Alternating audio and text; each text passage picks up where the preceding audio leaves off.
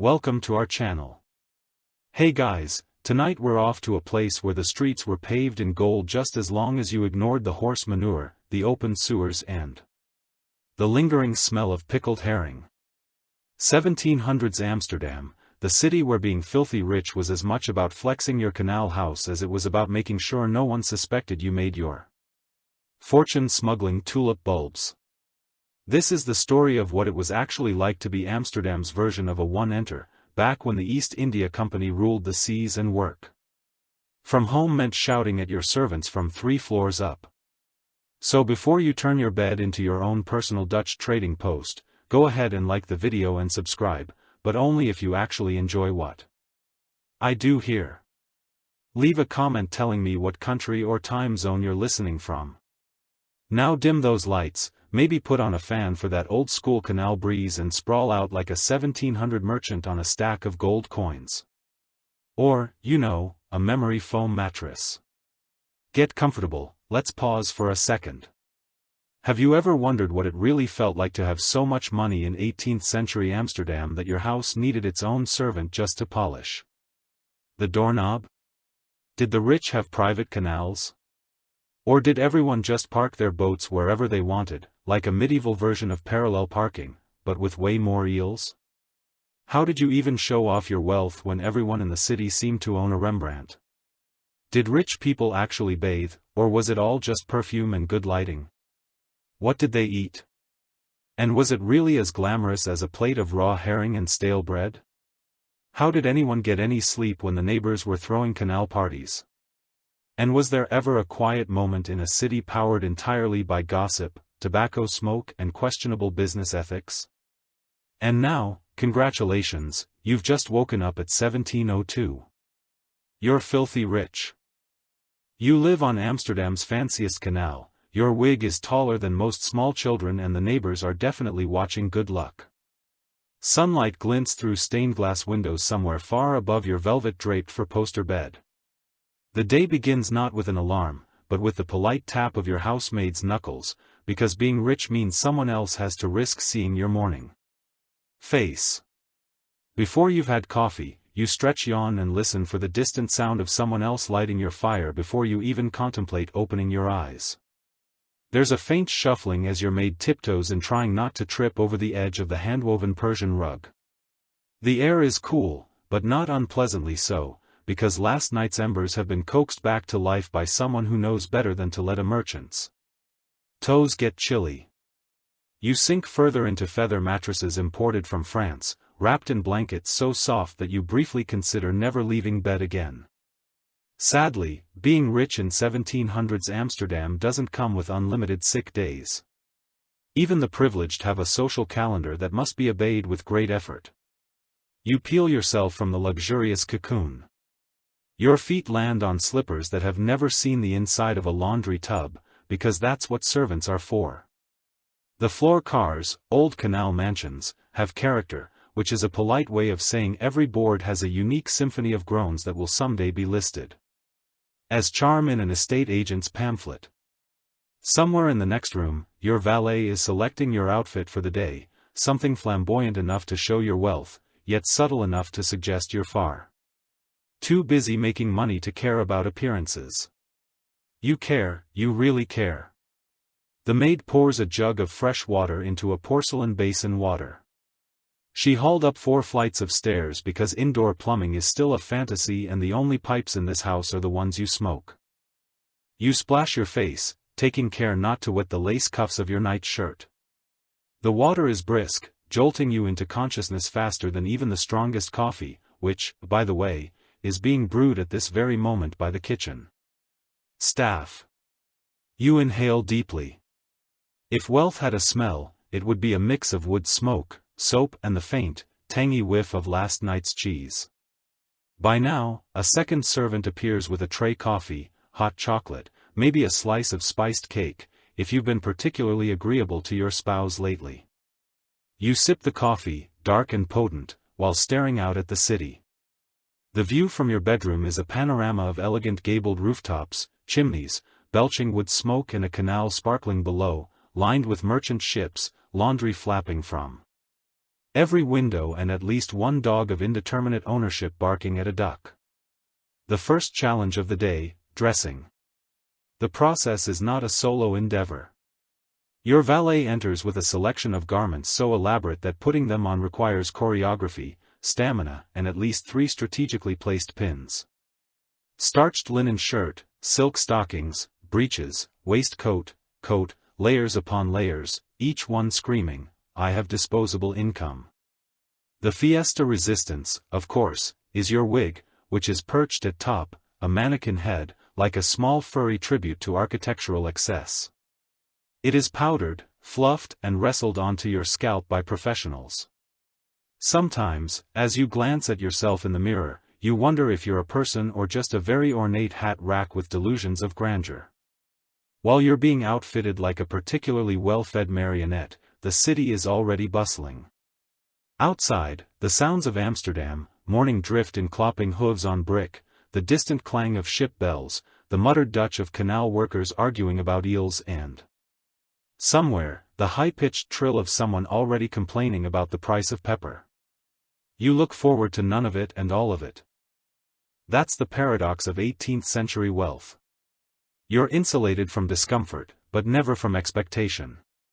You amble into the dining room to the scent of coffee so strong it could power a windmill, and cheese that's older than some countries. The table is piled high with fresh bread, butter and, because you're wealthy, a smuggled orange. Your biggest challenge, not getting crumbs on your brocade robe. The dining room itself is an ode to Amsterdam opulence. Sunlight slants through enormous windows, painting golden squares across your market floors, which, by the way, have never known the indignity of muddy boots. The walls are lined with landscapes and portraits, ancestors who stare down at your breakfast, silently judging your choice of jam. Crystal decanters catch the light. Everything on display reminds you, and anyone else lucky enough to be invited, that you have both money and taste, or at the very least a relative with good taste and a generous inheritance. Your breakfast chair cars as you sit, a high-backed affair, with intricate carvings and just enough padding to suggest comfort was at least considered, if not fully achieved. Before you, the morning feast awaits. The bread is fresh, still warm from the baker's oven, its crust dusted with flour. There are curls of sweet cream, butter, dishes of stewed fruit and enough cheese to construct a modest barricade should a hungry neighbor invade. There's even a bowl of figs, the ultimate status symbol, because nothing says, "I have money," quite like eating something that crossed half of Europe on the back of a donkey. A servant materializes, gliding silently to pour your coffee. It's dark, rich and served in a porcelain cup so thin you can practically see through it. A subtle reminder that your wealth allows you to drink your caffeine from tiny works of art. You inhale the steam and contemplate how many fortunes have been made and lost in this city over a morning cup. The Dutch East India Company may have its critics, but you're too busy enjoying the spoils to notice. Let's talk cheese for a moment, because you are now living in the undisputed cheese capital of the universe, Gouda Edam Leiden. Wheels and wedges in every shade of yellow, each more pungent than the last. Your table is a cheese lover's fever dream and a lactose intolerance the worst nightmare. There's something oddly competitive about the cheese display. You find yourself eyeing the size of your neighbor's will at yesterday's breakfast, just in case you need to up your game. Wealth in Amsterdam isn't just about gold or houses.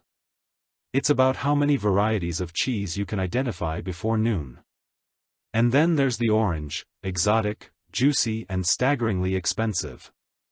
This little fruit represents a shipping network that spans the known world.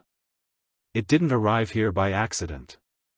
It braved storms, pirates, customs officials and the sticky fingers of every deckhand from Lisbon to Amsterdam. You peel it slowly, savoring the scent, knowing that this act alone could spark envy in half the city. Peeling an orange at breakfast is the 1700s version of posting a vacation selfie, subtle, smug and just a bit showy. Of course, no proper breakfast is complete without gossip. Your spouse arrives already armed with news of the latest shipping delays, scandalous affairs and rumors of a merchant who lost everything betting on nutmeg futures. You listen politely, nodding where appropriate, but your mind is elsewhere, calculating profits, plotting investments and wondering if the coffee house crowd will be especially spicy.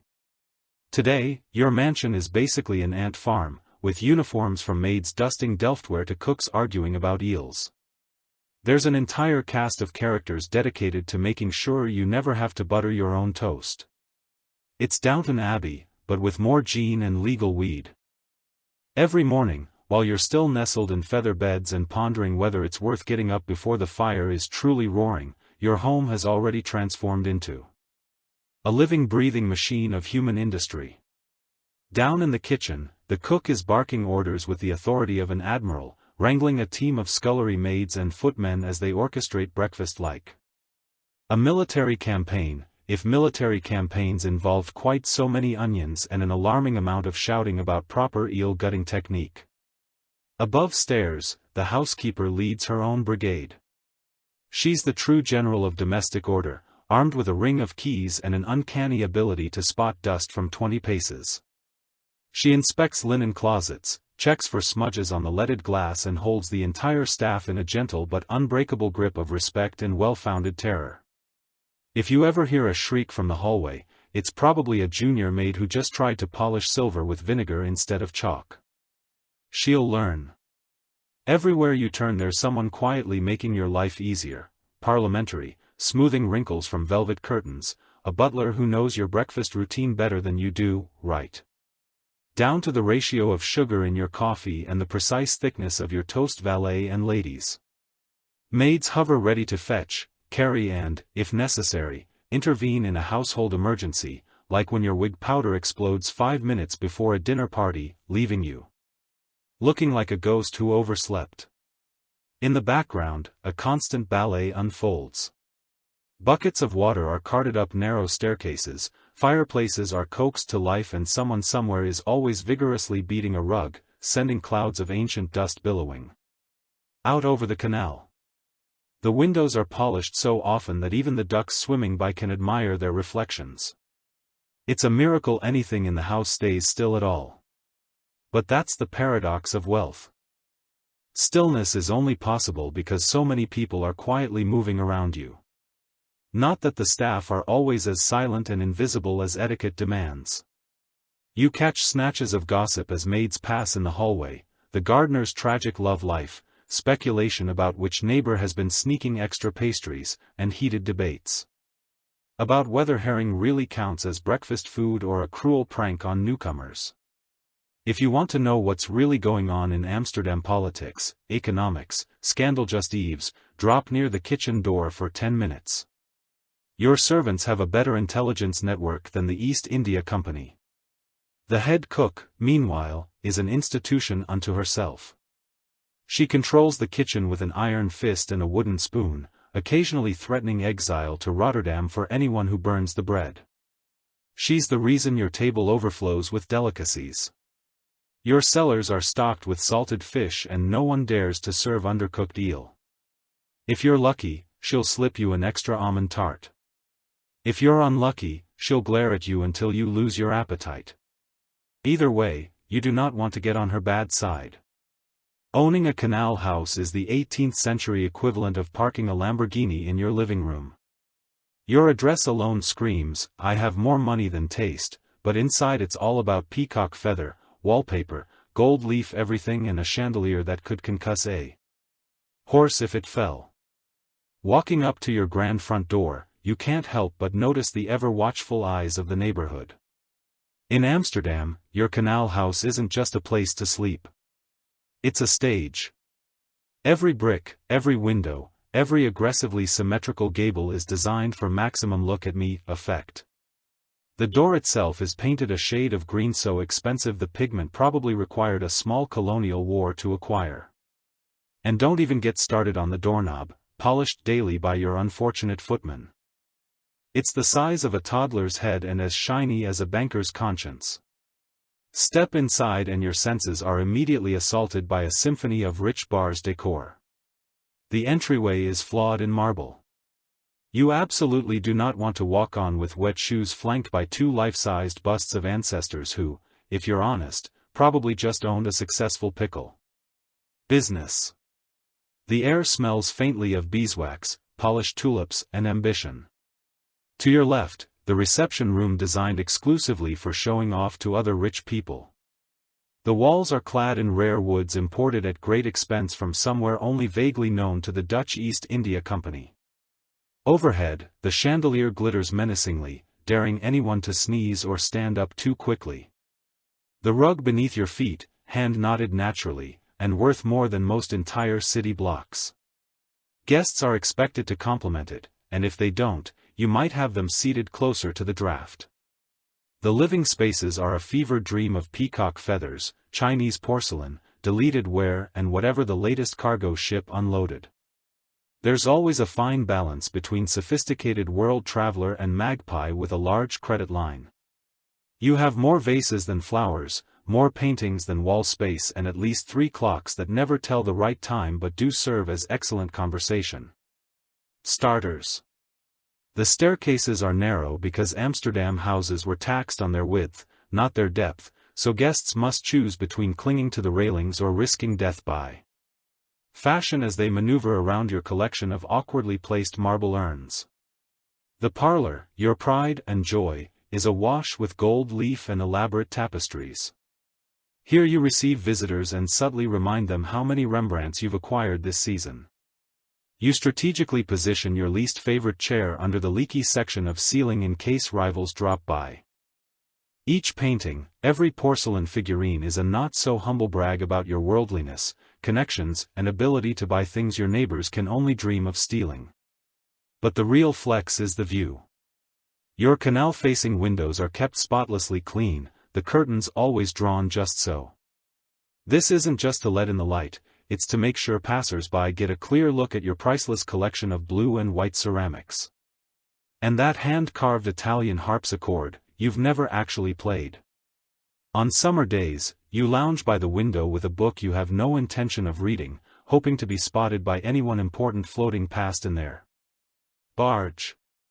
You step into a closet the size of a modern apartment and contemplate your options, a velvet suit embroidered with enough silver thread to short out the city. Or a more understated casual ensemble that still requires 3 people to help you get dressed. And don't forget your wig, which might require its own carriage.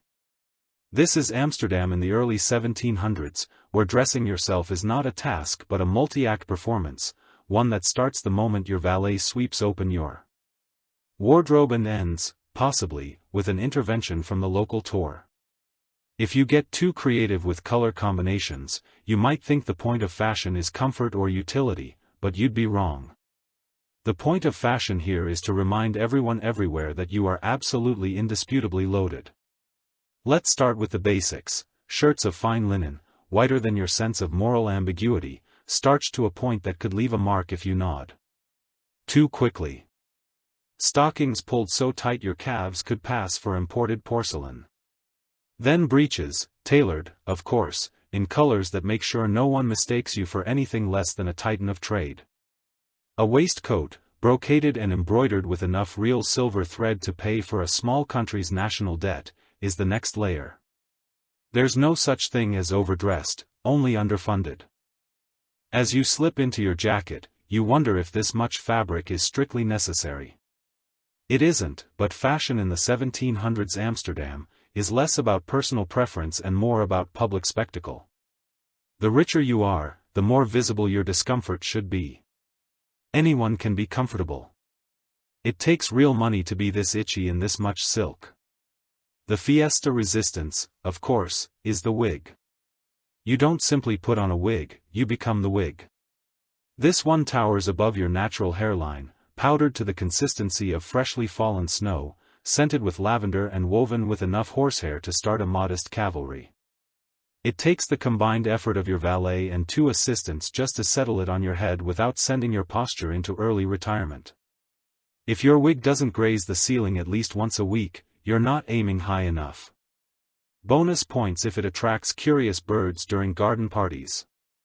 For special occasions there are options: the maritime magnate, a powdered confection with nautical motifs and the distinct risk of knocking over candlesticks. Or the tulip craze, festooned with artificial flowers and subtle reminders that you survived the bubble.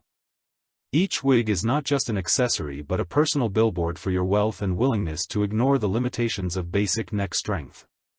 Of course, all of this takes time. You don't simply get dressed. You are assembled, buttons are fastened, sashes are adjusted and your cravat is tied in a manner that suggests both sophistication and a mild disregard for the passage of air. Jewelry is considered rings for every finger, a signage in case you need to stamp an urgent letter, and a watch on a chain, mostly for show, because you're far too important to care about the actual time. For women, the stakes are even higher, gowns in imported silks and satins, layered like architectural masterpieces, supported by petticoats and stays that require a team of maids. And a prayer to street Appaloosa just to fasten lace imported from Flanders. Gloves so tight you may never get them off, and shoes so small and decorative that walking becomes a bold act of faith. And, of course, the towering powdered coiffure, sometimes adorned with pearls, sometimes with tiny ships, because why not accessorize with a reminder of your shipping fortune? Baths are suspiciously rare, but perfumes are everywhere. You spritz yourself with eau de tweet that costs more than most people's annual rent and call it a day. Cleanliness is next to godliness, but in Amsterdam smelling rich is more important than actually being clean. Let's set the scene. You're standing in front of a mirror framed by gold leaf, wearing a dressing gown so plush it could double as window insulation. The sun is filtering through lace curtains, illuminating a dazzling array of tiny bottles, cut glass, imported from Venice, each holding some mysterious flammable and possibly toxic liquid. You pick your favorite scent, a heady mixture of rose water, embarrass and whatever the chemist had left over. On discount, one generous splash and voila, you're now more fragrant than a spice market and twice as flammable. Why all the fuss about perfume?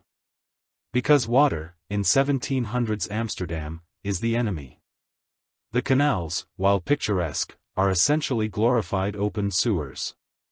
The drinking water is slightly less dangerous than playing hopscotch blindfolded on a frozen canal.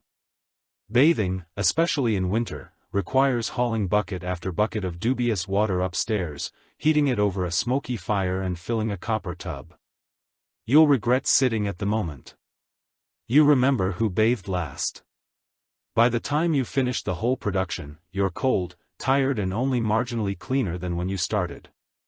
Instead, the wealthy develop a different solution, the art of olfactory deception, perfumes, scented powders and herbal sachets tucked into every garment and under every wig. A polite visitor in your parlor is greeted not by the faint aroma of humanity, but by a wall of floral, spicy and musky notes that hit harder than a merchant's handshake. If you can't be clean, you might as well be fragrant enough to stun a horse. Servants, of course, handle what passes for basic hygiene. There's a morning ritual involving damp cloths, a brisk rub down and possibly a handful of rosemary thrown in for antibacterial purposes. Soap is a luxury used sparingly because too much will dry out your skin, or so the apothecary claims. Tooth powder is mostly chalk, sometimes mixed with burnt bread or crushed oyster shell, and if you're feeling daring, you might rub your teeth with sage or wine. Mouthwash. That's just a strong gulp of gin, followed by a prayer for social distance.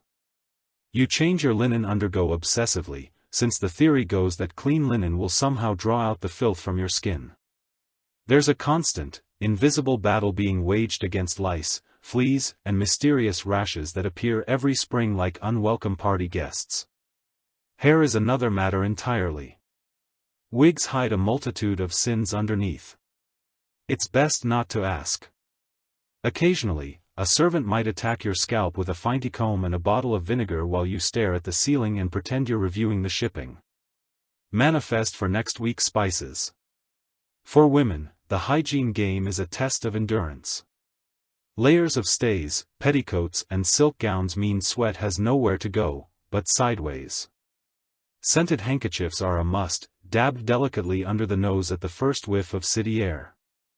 Lavender sachets are sewn into hems and sleeves, and a well-bred lady never travels without a commander, basically a fragrant grenade of herbs, spices and citrus peel. If things get truly desperate, you simply blame the nearest peasant and waft out of the room. Public bathos do exist, but the church frowns on them. Something about temptation and unseemly mingling. Besides, everyone's heard rumors about what really goes on behind those steamy doors. You'd rather risk mild stink than major scandal. Private baths are rare, so you perfect the art of the dry wash, that is, you wash what shows and hope. Nobody gets too close to what doesn't. You saunter to your study, really just a lair for counting coins and plotting. There are letters to answer, contracts to sign and investments to pretend you understand. Maybe today you'll buy a share in the VOC, or maybe you'll just speculate on the next big thing, dried rhubarb. The study itself is a temple to ambition, with mahogany shelves sagging under the weight of ledgers, imported curios and a globe so detailed. It includes islands that probably don't even exist. The windows overlook the canal, the view occasionally obscured by passing barges, ambitious ducks or a neighbor's maid hanging out laundry with suspicious speed. The room smells faintly of sealing wax, ink and the slightly burned undertone of financial anxiety. Your desk, the control panel of your empire, is perpetually cluttered. There are piles of bills, promissory notes, last week's trade receipts and at least 2 anonymous threats written in very polite calligraphy. Somewhere under a mountain of correspondence lies a reminder to pay your taxes, a note you've skillfully ignored for 3 weeks now, hoping that the city's accountants are as easily distracted as you are. First order of business correspondence. The mail arrives in a flutter of wax-sealed envelopes, smelling of Zaroff lands and bad spelling. Some letters are from distant trading partners, requests for ships, spices, or more credit, always more credit. There's a petition from a cousin who's convinced you'll want to invest in unicorn insurance and a polite warning from your lawyer about the perils of putting your name on any more gambling debts, even if they are technically for charity. You sign documents with a flourish, always checking twice that you're not inadvertently selling your best warehouse or promising to marry off your eldest daughter to a Portuguese tobacco baron. Your signature is more valuable than some currencies, and you wield it with the kind of care normally reserved for juggling lit candles in a fireworks factory. Then comes the financial speculation, a sport in Amsterdam that makes modern stock trading look like a friendly game of checkers. You scan the day's prices for sugar, nutmeg, coffee and those infamous tulip bulbs. In your more reckless moods you've even considered branching into cocoa beans or that new-fangled tea everyone's talking about. Each investment is equal parts calculation and daredevil act. Are you a financial genius or just very, very lucky? The answer shifts by the hour. If you're feeling particularly audacious, you'll visit the exchange, a chaotic echoing hall full of men waving contracts, shouting bids and swearing eternal vengeance over the price of cinnamon. It's the beating heart of Amsterdam's economy and possibly the loudest room in Europe. Here fortunes are made and lost before lunch, and a well-placed rumor can trigger a panic that ripples from Java to the North Sea. Sometimes you host meetings in your study, city officials seeking favors, business partners hoping to curry your support and distant relatives offering advice you absolutely didn't ask for. These sessions are equal parts, negotiation and theater, complete with flattery, veiled insults and at least one dramatic coffee spill per week. The conversation swings from shipping delays and crop failures to scandalous news about a rival merchant who's had his entire stock of cheese impounded for public safety reasons. You stroll to your favorite coffee house, where fortunes are made, lost and gossiped about in equal measure. Here, powerful men trade rumors with even more powerful women, and the air is thick with tobacco, smoke, ambition and someone loudly arguing about the price of nutmeg. The coffee house is the beating heart of Amsterdam's social and financial machinery. Forget stuffy town halls and private parlors. If you want to know what's happening in the city and what might happen tomorrow, this is the place. Stepping inside, you're immediately hit by the scent of strong coffee, even stronger opinions and at least 3 varieties of pipe tobacco, none of which your doctor would recommend inhaling before breakfast. The room is packed, merchants with ink-stained fingers, gentlemen in elaborately tied cravats, widows with eyes sharper than a fencing foil, and a scattering of philosophers who always seem to have nowhere else to be. You claim your usual table, close enough to the stove for warmth, but not so close. You get accused of monopolizing the best seat.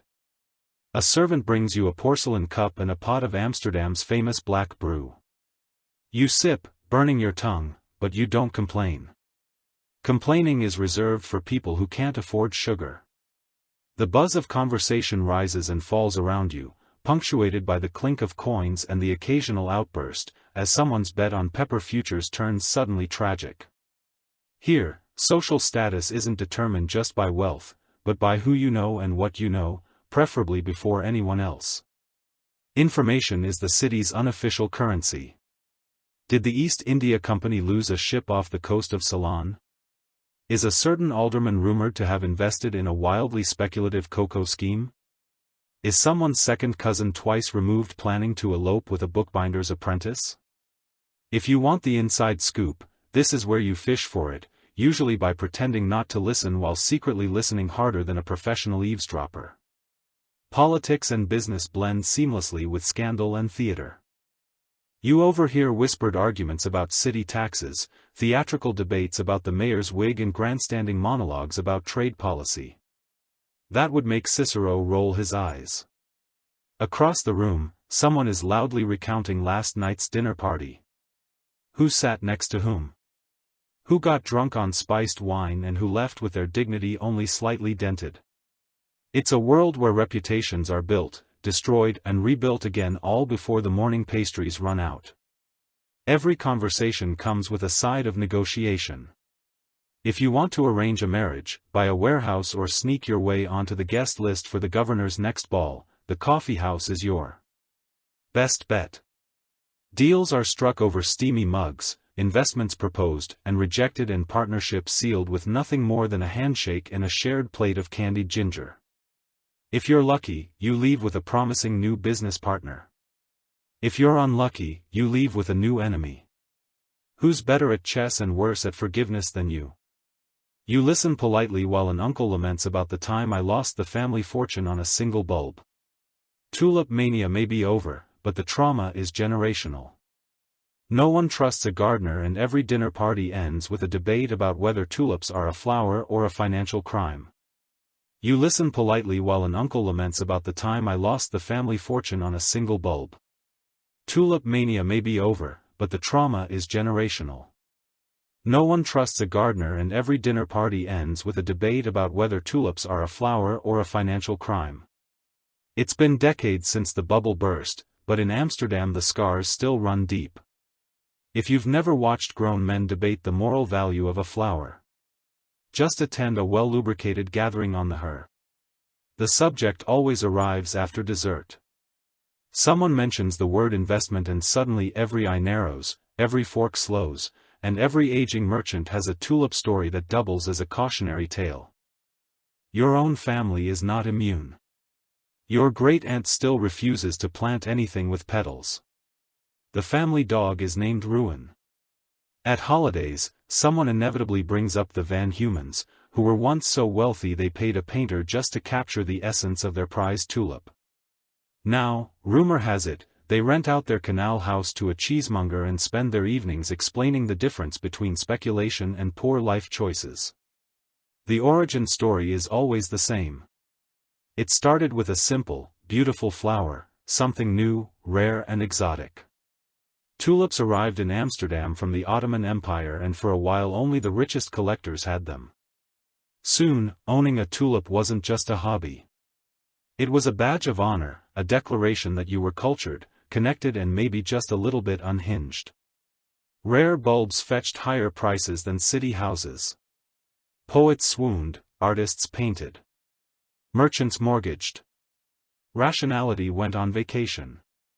By the height of the mania, the trading floors and back alleys of Amsterdam were gripped with floral fever. The language of business changed overnight. Bulb contracts were exchanged with handshakes, scribbled on napkins and often resold 5 times before anyone remembered to check if an actual bulb existed. Some people made a fortune, others, like your uncle, made history by losing one. And then one day the wind changed. No one wanted to buy at the new, higher price. The panic was immediate and universal, fortunes evaporated. Sometimes, in the time it takes to serve a round of coffee, bankers lost their shirts. Gardeners changed their names. By the end, the only thing left growing in Amsterdam was a forest of IUs and family feuds. If you want to spot the families who lost big, just look for the houses with suspiciously empty flower beds and unusually nervous-looking accountants. Now, in the early 1700s, Amsterdam has learned its lesson. Sort of people are still willing to speculate, but there's always a faint tulip-shaped cloud hanging over the city's ambitions. If you suggest a new investment, someone will ask if it can be eaten, sat on or at least pawned in an emergency. It's not another tulip, is it? Is both a joke and a threat. Yet the flower itself remains strangely beloved. Markets are still filled with tulip sellers, each one promising that these bulbs at least are guaranteed not to bankrupt your grandchildren. Gardeners hawk their wares with the humility of gamblers. On parole, even your own mother maintains a tiny plot of tulips in the back garden, but every spring she swears it's for the color, not the speculation. No one believes her. The wealthy home is a museum of plunder and questionable taste. Delft tiles compete with Japanese lacquer boxes, and you're never more than 6 feet from something either hideous, precious, or both. The only rule: if it looks expensive, put it in the window. The wealthy home is a museum of plunder and questionable taste. Delft tiles compete with Japanese lacquer boxes, and you're never more than 6 feet from something either hideous, precious, or both. The only rule: if it looks expensive, put it in the window. Every room in your canal house is a battleground for bragging rights, and the opening salvo is always visual. Guests step over the threshold and are immediately assaulted by the gleam of blue and white Delftware artfully arranged on every available surface. Is that a vase or an urn, a tea caddy or an instrument of psychological warfare? No one knows, it doesn't matter. The point is that you have more of them than your neighbor and that yours are slightly taller, wider, or otherwise, more likely to inspire envy or a backhanded compliment. But you can't just stop at Dutch porcelain. That would be parochial. You need to show that your wealth is global, your taste cosmopolitan and your shipping contacts numerous enough to get you an actual pineapple before it's mush.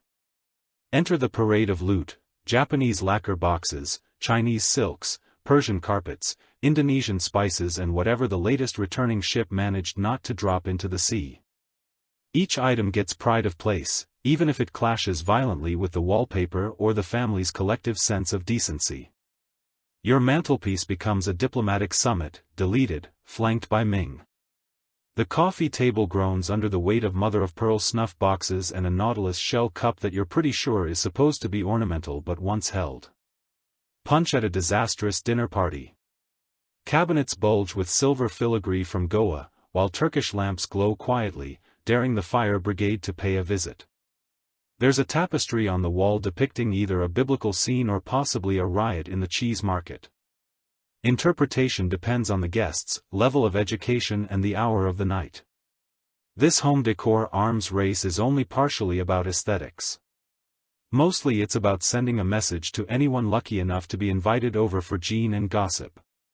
That message: yes, my ancestor did risk death by malaria for that box, and I'm still not letting you touch it.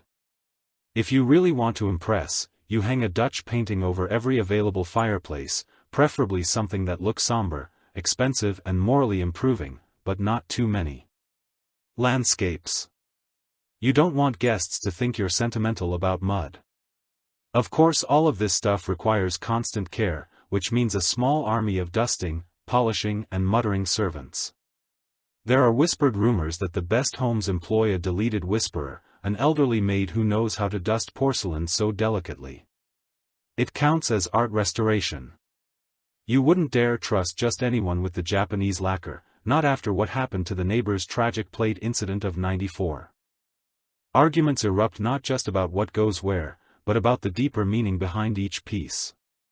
Does a Chinese vase really go with a Venetian mirror? Should the pineapple be displayed until it collapses in on itself or quietly eaten in the kitchen, far from judgmental eyes? When in doubt? The answer is simple: put it in the window and let the city talk. Your neighbors whisper about the East India Company, but you know better. Everybody, who's anybody, has a finger in some international pie spices, silk and the odd shipment of unlicensed cocoa beans, all in a day's work for Amsterdam's richest. This is a city where fortunes are built and lost before breakfast and where morality has to hustle to keep up with profit margins. From your canal house window, you watch the coinings and goings of ships flying more flags than a diplomat's summer wardrobe. Every ship in the harbor is a floating safe deposit box packed with goods that might or might not have been obtained according to the rules.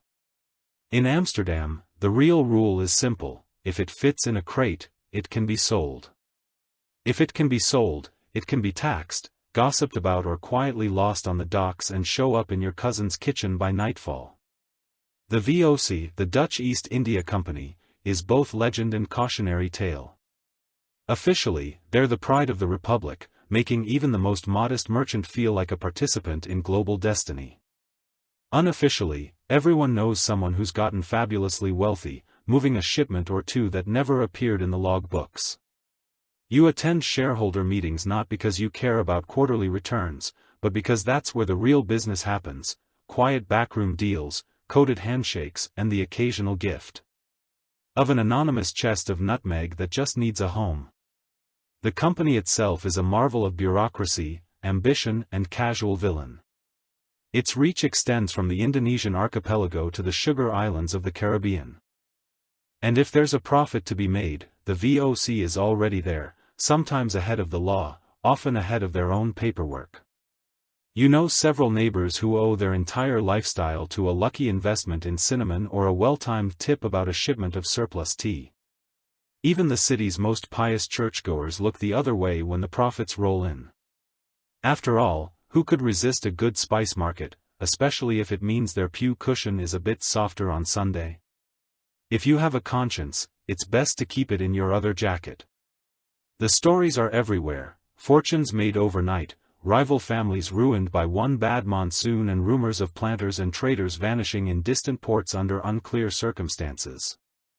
You host parties where guests trade stories of pirates, typhoons, and corrupt colonial officials, each one more outrageous than the last, each one delivered with a knowing wink and a careful lack of specifics. No one asks too many questions, and nobody mentions the labor behind those spices. The less you know, the better you sleep. Of course, there are ways to make your money look cleaner. Philanthropy is in vogue. Every respectable merchant sponsors a hospital wing or an orphanage or, if you're feeling truly extravagant, a canal cleanup. Just don't ask what's actually floating in there. Art collections grow fat on the proceeds of questionable trade, and the city's finest houses fill up with paintings of tulips and pious saints, a smokescreen for fortunes built on peppercorns and silk. The competition is fierce, the stakes are high, and the line between cleverness and criminality gets blurrier by the day. If you're not hedging your bets, you're probably losing them. You keep one eye on your ships and the other on your rivals. Never forget, today's trading partner is tomorrow's competitor and possibly the reason you can't find cinnamon at the market this week. Double dealing is practically a civic duty, and everyone knows that a bribe, if well-timed, is just another form of negotiation. As for you, you play the game, because not playing is the fastest route to irrelevance. When your neighbors whisper about your latest import, you just smile, pour them a little more madras and ask if they'd like to invest in a promising new venture involving Turkish carpets and rebranded clothes. You've learned that in Amsterdam. The secret to success isn't honesty, it's plausible deniability, a good lawyer, and a willingness to toast to profits, no matter where the spices were picked. By midday your ships are back out on the water and your ledgers are creative. You know better than to feel guilty. If you don't make a fortune on spices, silk and cocoa, someone else will, and probably already has in this city. Ethics are negotiable, but money is forever. So you raise your glass to the world, to trade, to questionable deals and to the eternal promise of another ship coming in with the tide. Lunch arrives, and so does the inevitable herring. You eye a platter of pickled fish, rye bread and enough cheese to start your own nation. If you're lucky, a guest might bring something exotic, like flamingo tongue, just to show off.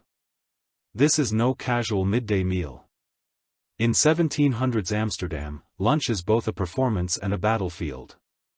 The dining room glows in the watery Dutch sunlight, the long oak table set with fine putter and painted porcelain, every fork and knife gleaming, as if to say, yes, I can afford cutlery that isn't made from bone. You settle in, trying to look unimpressed by the abundance, even as your stomach reminds you that breakfast was several centuries ago. First come the servants parading in like a well-choreographed dance troupe. One balances a tray of warm bread, rolls rye, of course, because you're not a barbarian, and another ladles out thick mustard, sharp enough to clear your sinuses and your moral compass at the same time. A pitcher of small beer is poured with practiced precision. Water, as usual, is viewed with deep suspicion. But beer is for everyone, even the children after all. It's the 1700s, and hydration is best left to the professionals. Then it's time for the fish, herring, smoked eel, sometimes dried cod. If it swims and can survive a week in a barrel, it's fair game. You're expected to eat it with grace, even as the aroma makes your eyes water and your less adventurous friends eye the nearest window. Pickled onions appear as a palate cleanser or possibly as a test of courage. If you're feeling especially ambitious, you attempt the double herring flip, a local trick involving one herring, 2 fingers, and the sincere hope nobody is watching too closely. But the real centerpiece is always the cheese wheels of Gouda, wedges of Edam, crumbly bits of aged laden enough to make you wonder if the Dutch are quietly attempting to corner the market on cholesterol. Each variety is introduced with a little backstory by the steward, who takes his job more seriously than some generals take warfare. If you nod approvingly at the right moment, you might even get an extra slice of the special reserve, aged in a cellar guarded by a particularly aggressive goose on the side. The bread, dense, dark and robust, the kind of loaf you could use as a defensive weapon in a tight spot. You smear it with butter and marvel at how the Dutch managed to turn something so simple into an edible brick. There are occasional forays into luxury, imported figs, candied orange peel and once, at a particularly daring luncheon, a dish of Indian rice which you later learn is just barley with a fancy name. Then, just when you think you've tasted everything the North Sea has to offer, a guest produces, the fiesta resistance, something truly exotic. Today it's flamingo tongue, delicately roasted and displayed with as much ceremony as a royal decree. You nod politely all the while, wondering if anyone will notice if you discreetly slip your portion to the family cat. The guest beams certain they've set a new standard in ostentation. You vow privately to track down something even more outrageous before your next party, ostrich eggs perhaps? Or the legendary spiced armadillo rumored to have been served at the governor's table. Lunch is not just about food. It's a social contest where conversation is every bit as important as the menu. Topics swirl, the latest news from Bahia, rumors of new taxes, scandalous stories about who fell into the canal after last night's ball. Every remark is a carefully placed gambit. Every compliment laced with subtext. Such tender eel might really mean, I saw your bookkeeper in the pawn shop. The stakes are high, and every guest is a potential ally or rival. You finish the meal with a slice of crumb cake and a little glass of Geneva, the local gin. The flavors linger, salty, sharp, a little sweet and very, very Dutch. As the plates are cleared, you lean back sated but also quietly plotting your next culinary coup. In Amsterdam, even lunch is a contest. You can't afford to lose work. That's what accountants and lawyers are for. You spend your afternoon watching other people argue about money, then sign whatever they give you. If something goes wrong, you blame the French. This, in essence, is the true privilege of 18th-century Amsterdam, wealth. You don't do work. You delegate it ideally to people who look suitably anxious in wigs. Your daily routine after lunch consists of gliding into your study, glancing at a mountain of paperwork and immediately summoning your accountant, who appears like a summoned spirit, clutching a ledger and an expression of mild existential dread. He's here to discuss double-entry bookkeeping. But you're more interested in whether you can expense your new collection of Mings as essential office equipment. Lawyers are even better. You keep at least 2 on retainer at all times, mostly for the thrill of never actually reading a contract yourself. Whenever a new legal problem arises, say, a merchant from Bruce claims your cargo of nutmeg was short by 3 sacks, or a neighbor accuses you of letting your canal dog swim unsupervised, you simply gesture toward the nearest lawyer and return to your true calling, sitting in a sunbeam, sipping madras and offering unsolicited advice to your children. Delegation is more than just a way to avoid labor in Amsterdam. It's an art form honed by generations of rich people determined never to get their hands dirty, unless, of course, it's with imported face powder or the occasional ceremonial handshake. Each role in your personal bureaucracy is perfectly calibrated. Your steward oversees the household staff, ensuring the silver is polished, the linens are laundered and no one dares to use the good Delftware for anything less than a royal visit. Your secretary answers letters, drafts polite refusals and keeps track of invitations, so you never accidentally attend the same party as your rivals. You've also mastered the fine art of sitting in on meetings. This means sitting at the head of a table surrounded by clerks, brokers and various relatives who may or may not be there for the free cheese, while they debate the finer points of warehouse insurance or canal maintenance fees. You nod sagely, interject a thoughtful and sign wherever your advisor quietly points. If someone asks your opinion, you say, "Let's be prudent," which is code for, do whatever you want, but don't blame me if it goes wrong. On the rare occasion something does go wrong, a shipment lost to pirates, a minor legal scandal or the accidental import of 36 crates of cabbages instead of cashmere, you've got a ready-made scapegoat, the French. It's a time-honored tradition and nobody questions it. Blame the French covers everything from business losses to a sudden shortage of decent Bordeaux at last night's dinner. If you're really in a bind, blame the English too. They're always up to something. Of course this system isn't flawless. There's always the lurking threat of one underpaid accountant going rogue and skimming off the top, or a disgruntled steward spreading rumors about your secret fondness for pineapple wallpaper. To combat this, you keep a careful rotation. No one gets too comfortable and everyone gets just enough responsibility to be grateful, but not enough to stage a coup. You've heard stories of families ruined by too much trust in a single advisor in your house. Paranoia is just another word for prudent management. But don't be fooled into thinking you're lazy. Delegation requires constant vigilance, mostly of other people's work. There's an art to the perfect, passive, aggressive note, a science to timing your afternoon inspections just as the staff are about to serve tea and a delicate social dance in rewarding loyalty, while never letting anyone forget who actually owns the chandeliers. Sometimes you even write memos just to give the illusion of activity. Your favorites see to it.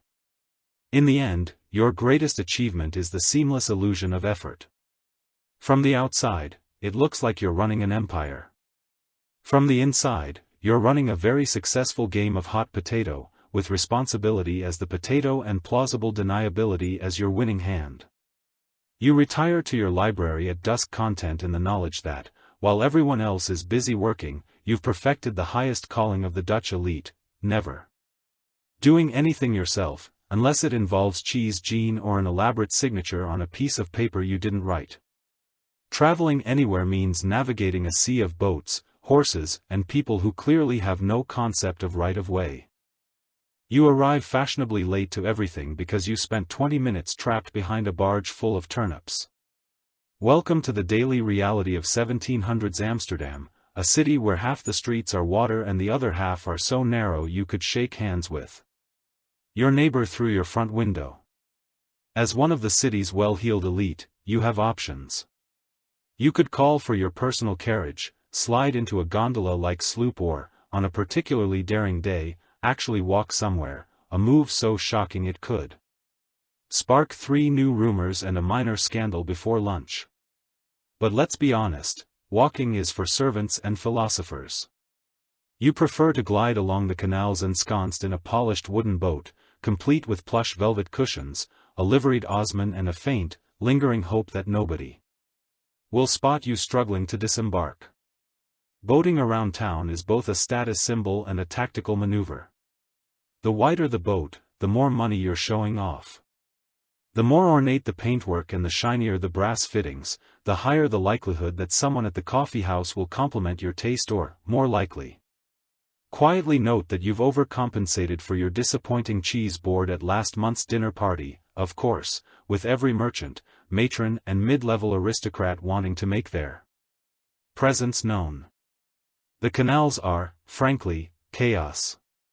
Picture a highway at rush hour, but instead of cars you have slow-moving barges, produce-laden skiffs, gossiping neighbors in rowboats, a smattering of drunken students and one very confused swan that seems to think it owns the place. The soundtrack is hooves on the towpaths, the shouts of boatmen starboard port no, your other port too, and the ever-present slap of water against hull. Being late is a way of life. Traffic on the canal is the universal excuse for everything from tardiness to missed business deals to why you couldn't possibly have attended that poetry reading your cousin hosted. The city council has tried to regulate the mess, but enforcing rules among the floating gentry is a little like hearing ducks. There's an unspoken hierarchy to canal travel too. Large cargo barges get priority, but only if their owners can outshout the competition. Smaller pleasure craft zip between them, their owners glaring at anyone who dares splash their Sunday best with so much as a single drop of canal water.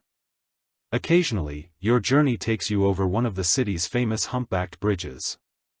Your Osman ducks expertly. You do your best not to tip over, and somewhere a child leans over the rail to make faces at you. If you're in a hurry, say the mayor's banquet started half an hour ago, and you still haven't decided whether to wear the blue sash or the red, you might try to cut through a side canal, only to find yourself gridlocked by a flotilla of market boats. There's nothing quite as humbling as sitting in your gleaming pleasure sloop forced to make awkward small talk with a fishmonger whose catch is very much alive and making its opinion known. Sometimes, if you're feeling brave, you opt for your carriage. This means squeezing down cobbled streets, dodging pedestrians, dogs and the occasional runaway pig. You arrive at your destination with your nerves in tatters and your wig skew, but at least you've avoided the turnip barge blockade. Just don't expect your horses to be thrilled. They spend most of their day pretending not to be afraid of swans. Through it all, you maintain the air of a person above such inconveniences. When you finally arrive, you offer a serene smile and a casual, "Oh, traffic was dreadful." Everyone nods in sympathy while secretly congratulating themselves for arriving even later. In Amsterdam, being fashionably late is not only accepted, it's practically mandatory. In the end, every journey is a spectacle, a floating parade of wealth, wit and mild exasperation. The canals may be crowded, the streets confusing, but that's all part of the city's charm.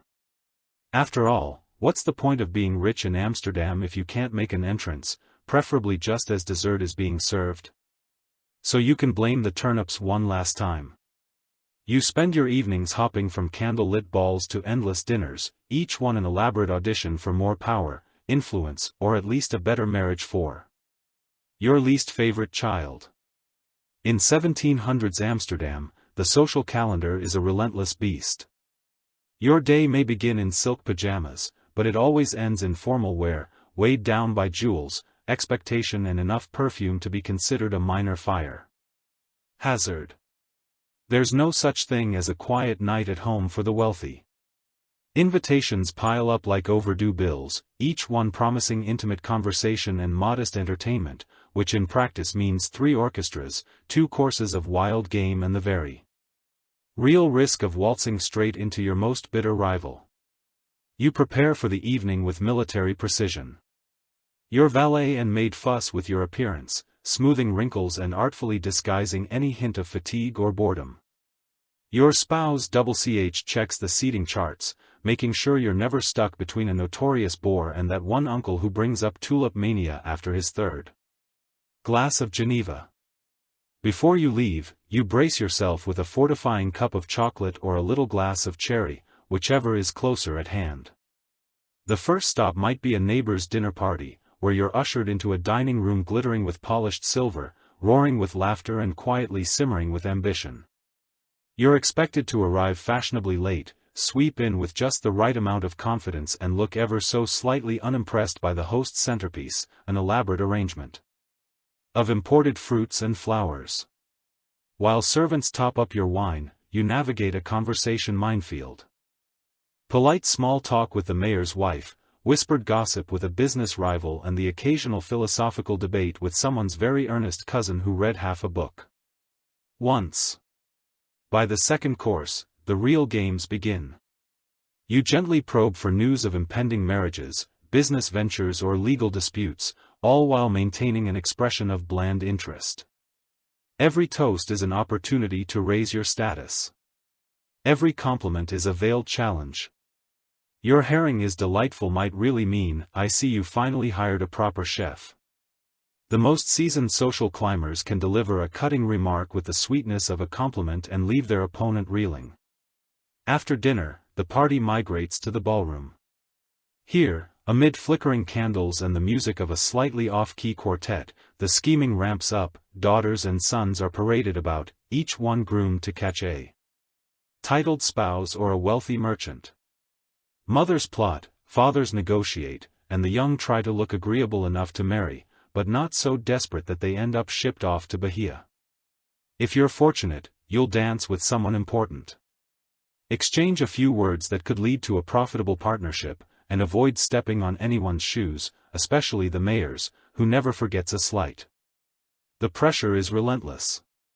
You must laugh at the right jokes, praise the right paintings and, if necessary, fake admiration for an amateur poet's sonnet about dyes.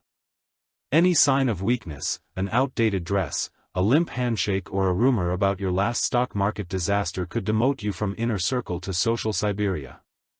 Overnight. The stakes are high and everyone knows it. There are other amusements, of course, card tables for the gamblers, music rooms for the sensitive gardens, for midnight strolls and whispered conversations.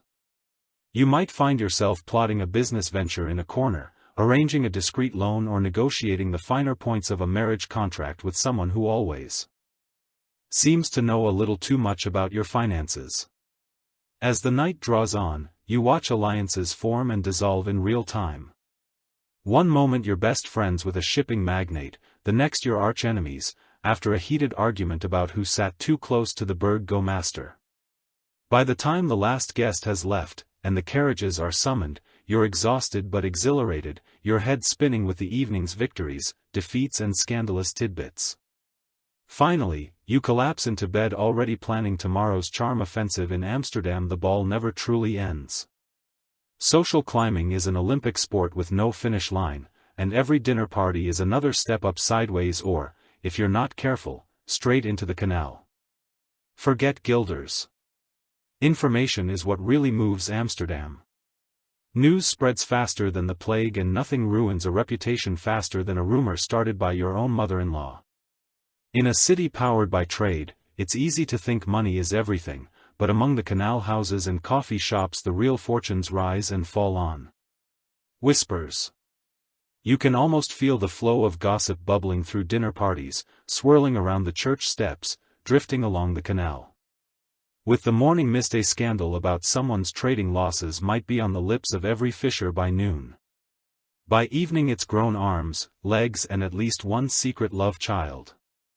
Gossip is Amsterdam's great social leveler, the richest merchant, the most pious matron, even that mysterious newcomer with suspiciously shiny boots. No one is immune. If your maid hears something, your cook knows it by lunchtime and your neighbor's parrot is repeating it by sunset. Whole reputations are built or destroyed over little more than a glance, a raised eyebrow, or a servant who was too quick with a bucket outside the wrong door.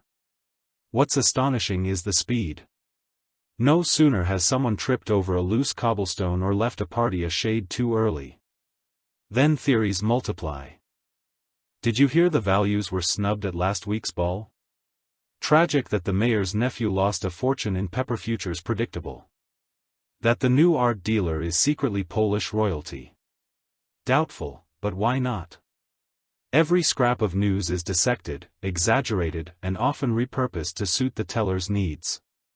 You naturally try to keep your own name out of circulation, but it's a losing battle. Did you host 3 dinners this month instead of 2? Scandalous.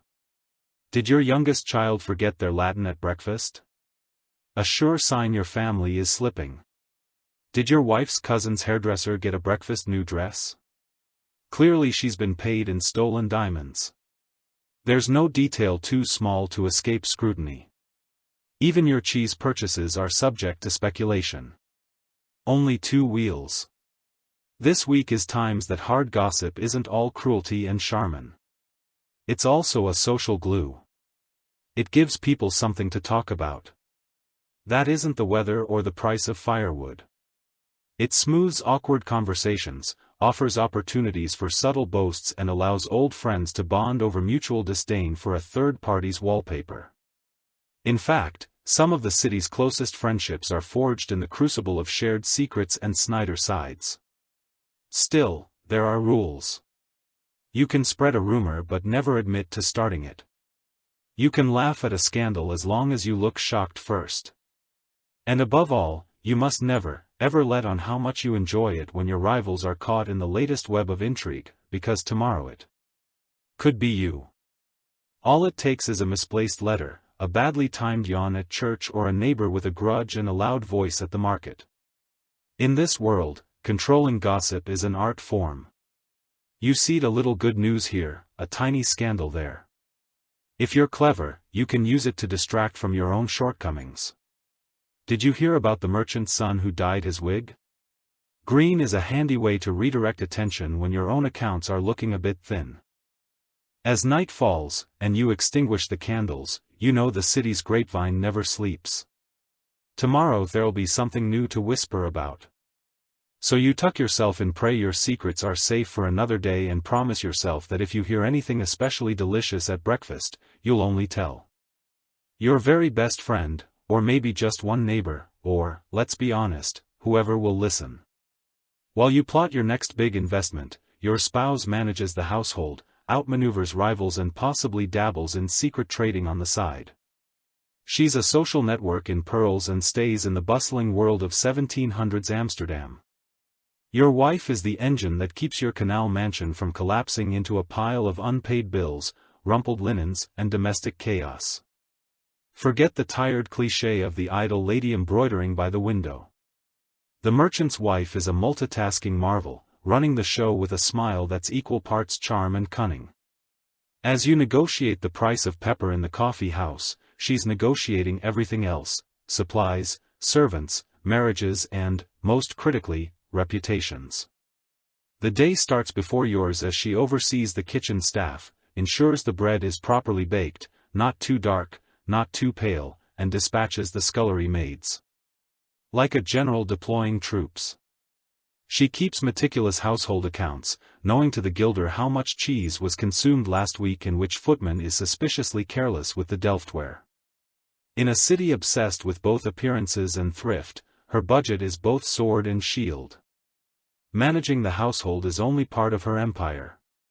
Your wife's real power comes in her ability to navigate the shifting sands of Amsterdam society. She maintains a delicate network of alliances and rivalries, always aware of who's hosting which dinner, whose marriage is teetering, and which neighbor is rumored to be importing questionable lace from France.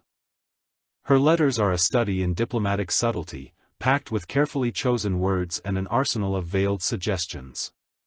No one is better at a polite threat disguised as an invitation to tea. She's also the family's PR manager, tirelessly burnishing your reputation. When gossip threatens, she responds with a perfectly timed compliment or a strategically planned luncheon that reminds everyone just how tasteful and generous your family can be. If a rival spreads a nasty rumor, your wife will counter with 3 stories of your latest charitable work, told with such grace that even your harshest critic finds themselves nodding in admiration. If anyone in the city can turn scandal into sympathy, it's her. Yet beneath the silks and pearls, there's an entrepreneur's spirit. Women in Amsterdam are not strangers to commerce. Some manage their own money, invest in trading ventures, or even act as silent partners in businesses that the men barely suspect. Your wife might have a share in the tulip market, a small investment in a spice shipment, or her own arrangement with a local apothecary for rare French soap strictly under the table, of course. If you wonder why your ledgers sometimes don't add up, check for a line item labeled miscellaneous pins. It's code for profitable secrets. She also manages the next generation matchmaking with the precision of a chess grandmaster. Daughters are primed for the best possible marriages, sons schooled in manners, and younger children bribed with candied nuts to keep quiet during crucial meetings. Her eye for opportunity is unerring. A well-timed compliment, a seat at the right supper, a knowing nod in church, these tiny moves accumulate, building the family's fortune not just in guilders but in influence. Behind closed doors. She's your closest advisor, often the voice of reason. When your business risks grow a little too bold or your latest scheme edges toward disaster, you'd be wise to listen. After all, the canal houses of Amsterdam are littered with the ghosts of men who ignored their wives' warnings and found themselves both bankrupt and the subject of especially vicious gossip.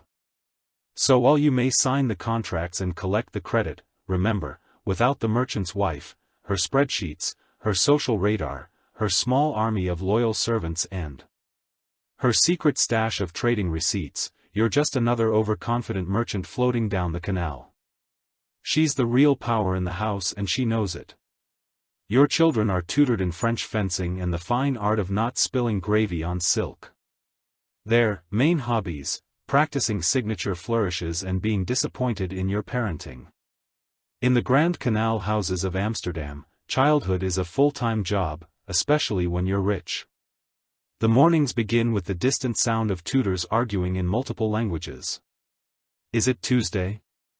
Then it's violin at dawn, followed by Latin verbs and enough arithmetic to make anyone wish for a simpler life, preferably one where you can just inherit the family fortune and call it a day. Education is the ultimate status symbol. Forget street games and carefree muddies. Here, every lesson is designed to mold your offspring into the sort of adult who can impress a room with a clever turn of phrase or, at minimum, not embarrass the family name at the mayor's next ball. There's a rotating cast of tutors, sure Brassard for French hair, Schmidt for music and Madame Dear for manners, because please sound much more convincing when you say it with the right posture and a look of mild disdain. The afternoons are reserved for physical pursuits. Fencing lessons, of course, are non-negotiable. The goal is to look dangerous without ever actually being in danger. If someone accidentally gets poked, it's chalked up to character building and quickly covered with a lace cuff. The garden becomes an obstacle course, running drills in wooden clogs for resilience, practicing courtly bows and the occasional race to see who can recite Virgil the fastest, while balancing a tray of delicate teacups. But all this polish has a price. The children develop a flair for critique, usually directed squarely at their parents. Your daughter, barely 12, delivers sharp, whispered appraisals of the guests' outfits, while your son perfects his eye roll each time you mention the glories of your own youth, which, to be fair, involved fewer lessons and a lot more cheese.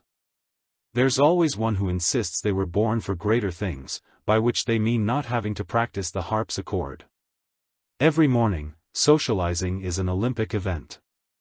Every playmate is a covert lesson in politics, alliances, and the art of accidentally impressing the right family. If a rival's child happens to spill juice on your daughter's new silk, it's noted and filed away for future dinner party gossip. The games are less about fun and more about subtle peacocking. Who's read the most? Who can quote Cicero? Who owns the rarest imported marble toy from Venice? Of course, the true rite of passage is the signature. Flourish armed with oversized quills, your children spend hours copying the ornate scripts of the city's greatest merchants. There's no such thing as a quick signature. Each letter must swoop and curl as if the ink itself is performing acrobatics. It's all about leaving a mark that screams, "My family has been here since before you could afford windows." Underneath it all, though, is a weirdly competitive tenderness. Siblings squabble, yes, but they close ranks if anyone outside the family dares question their lineage or their ability to quote did before dessert at family meals. Their Latin outpaces, their table manners and their snarky wit can only be rivaled by their mothers. You suspect half their education is really just training for a life of clever comebacks. Still, it's hard not to feel a little pride when you watch them 40, eloquent and always just a touch too aware of their own importance. You know that behind all the bluster, the lessons will serve them well. The world of Amsterdam's elite is brutal, and survival depends as much on confidence as it does on coin. At least that's what you tell yourself as you sign another check for fencing lessons and remind your youngest for the 5th time this week that you're not paying for another ruined pair of silk stockings.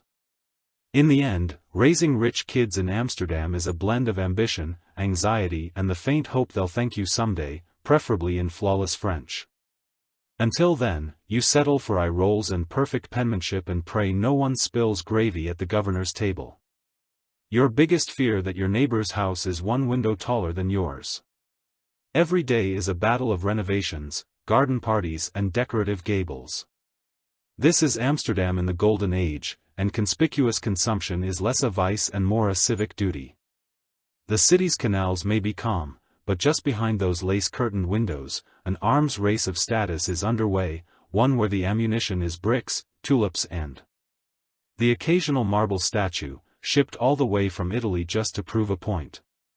You wake each morning with a quick glance across the water, scanning for any sign that the Van Loons have added another fountain, widened their stoop or, heaven forbid, repainted their shutters in a shade even pricier than your own. Of course, it's never enough to simply keep pace. No, you must outshine, outspend and outwit. This is why you find yourself consulting with architects about adding just a little more to the facade, perhaps a decorative gable featuring cherubs or a window frame carved with your family crest. If you're feeling particularly bold, you might commission a rooftop weather vane in the shape of a windmill. It's less about direction and more about reminding the neighbors that your fortunes are blowing in the right one. Inside, the home is in a state of constant gentle upheaval. Painters touch up walls that barely look lived in, seamstresses work overtime to update the curtains for every season, and somewhere in the garden the landscaper is digging another pond. All of this, naturally, is visible from the street. After all, what's the point of installing a marble statue of Neptune if not to give the local gossip something new to mention at the coffee house? Then there are the garden parties, the true battleground of social supremacy. You've barely finished recovering from your own modest luncheon before you're invited to the Van Loon's casual gathering, which features a live harpsichording, a swan-shaped ice sculpture, and more imported figs than could possibly be consumed by 100 guests. The unspoken competition is in full swing. Whose garden boasts the rarest tulip? Who managed to acquire the first pineapple of the season? Whose cheese selection nearly caused a diplomatic incident? Alliances are forged and broken with every cup of tea. If you catch your neighbor admiring your new rose arbor, you make a mental note to have something even more impressive installed before autumn. If their children are learning Italian, yours are immediately enrolled in lessons, with a tutor flown in from Florence for maximum effect. Even pets become props in the pageantry. Nothing says success like a parrot who speaks 3 languages and ignores everyone but the mayor's wife. At times, the rivalry borders on the ridiculous. One year, a heated dispute erupts over the correct shade of blue for canal house shutters. The city council is called in and for weeks the neighborhood is divided along chromatic lines. Meanwhile, rumors swirl that someone is planning a secret renovation to add yet another window to their attic, pushing the local building codes and everyone's patience to the limit. But beneath the surface competition, there's a strange sense of camaraderie. After all, who else truly understands the agony of discovering your neighbors? Footman has a fancier livery but a fellow status-obsessed Amsterdam can sympathize when your delivery of rare lies is upstaged by a rival's unexpected acquisition of a peacock. It's rivalry, yes, but it's also the city's favorite sport, a never-ending round of. Can you top this?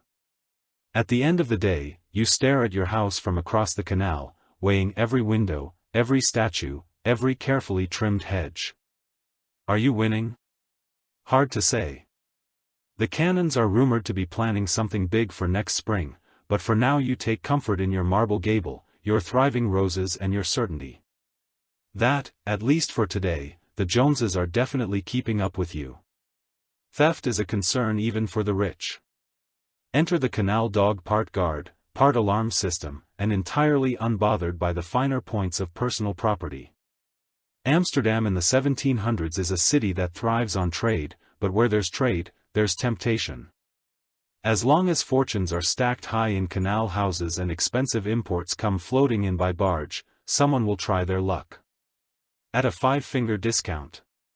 You may have a house lined with the finest Delftware and a jewelry box heavy enough to strain your wrist, but all of it is only as safe as your defenses, which for most wealthy Amsterdammers means the family canal dog. The canal dog is not a breed so much as a lifestyle. Some are big, with paws like dinner plates and barks that echo down the prints. Others are wiry, scrappy, and quick to raise the alarm if they catch so much as a whiff of unfamiliar sausage. You give yours a spot by the door or, better yet, a cushion in the parlor window where he can survey both the canal and the coinings and goings of anyone bold enough to linger too long by your mooring post. Servants adore the canal dog because he's loyal and, unlike the house cat, actually cares if strangers enter the home. Thieves, on the other hand, loathe him.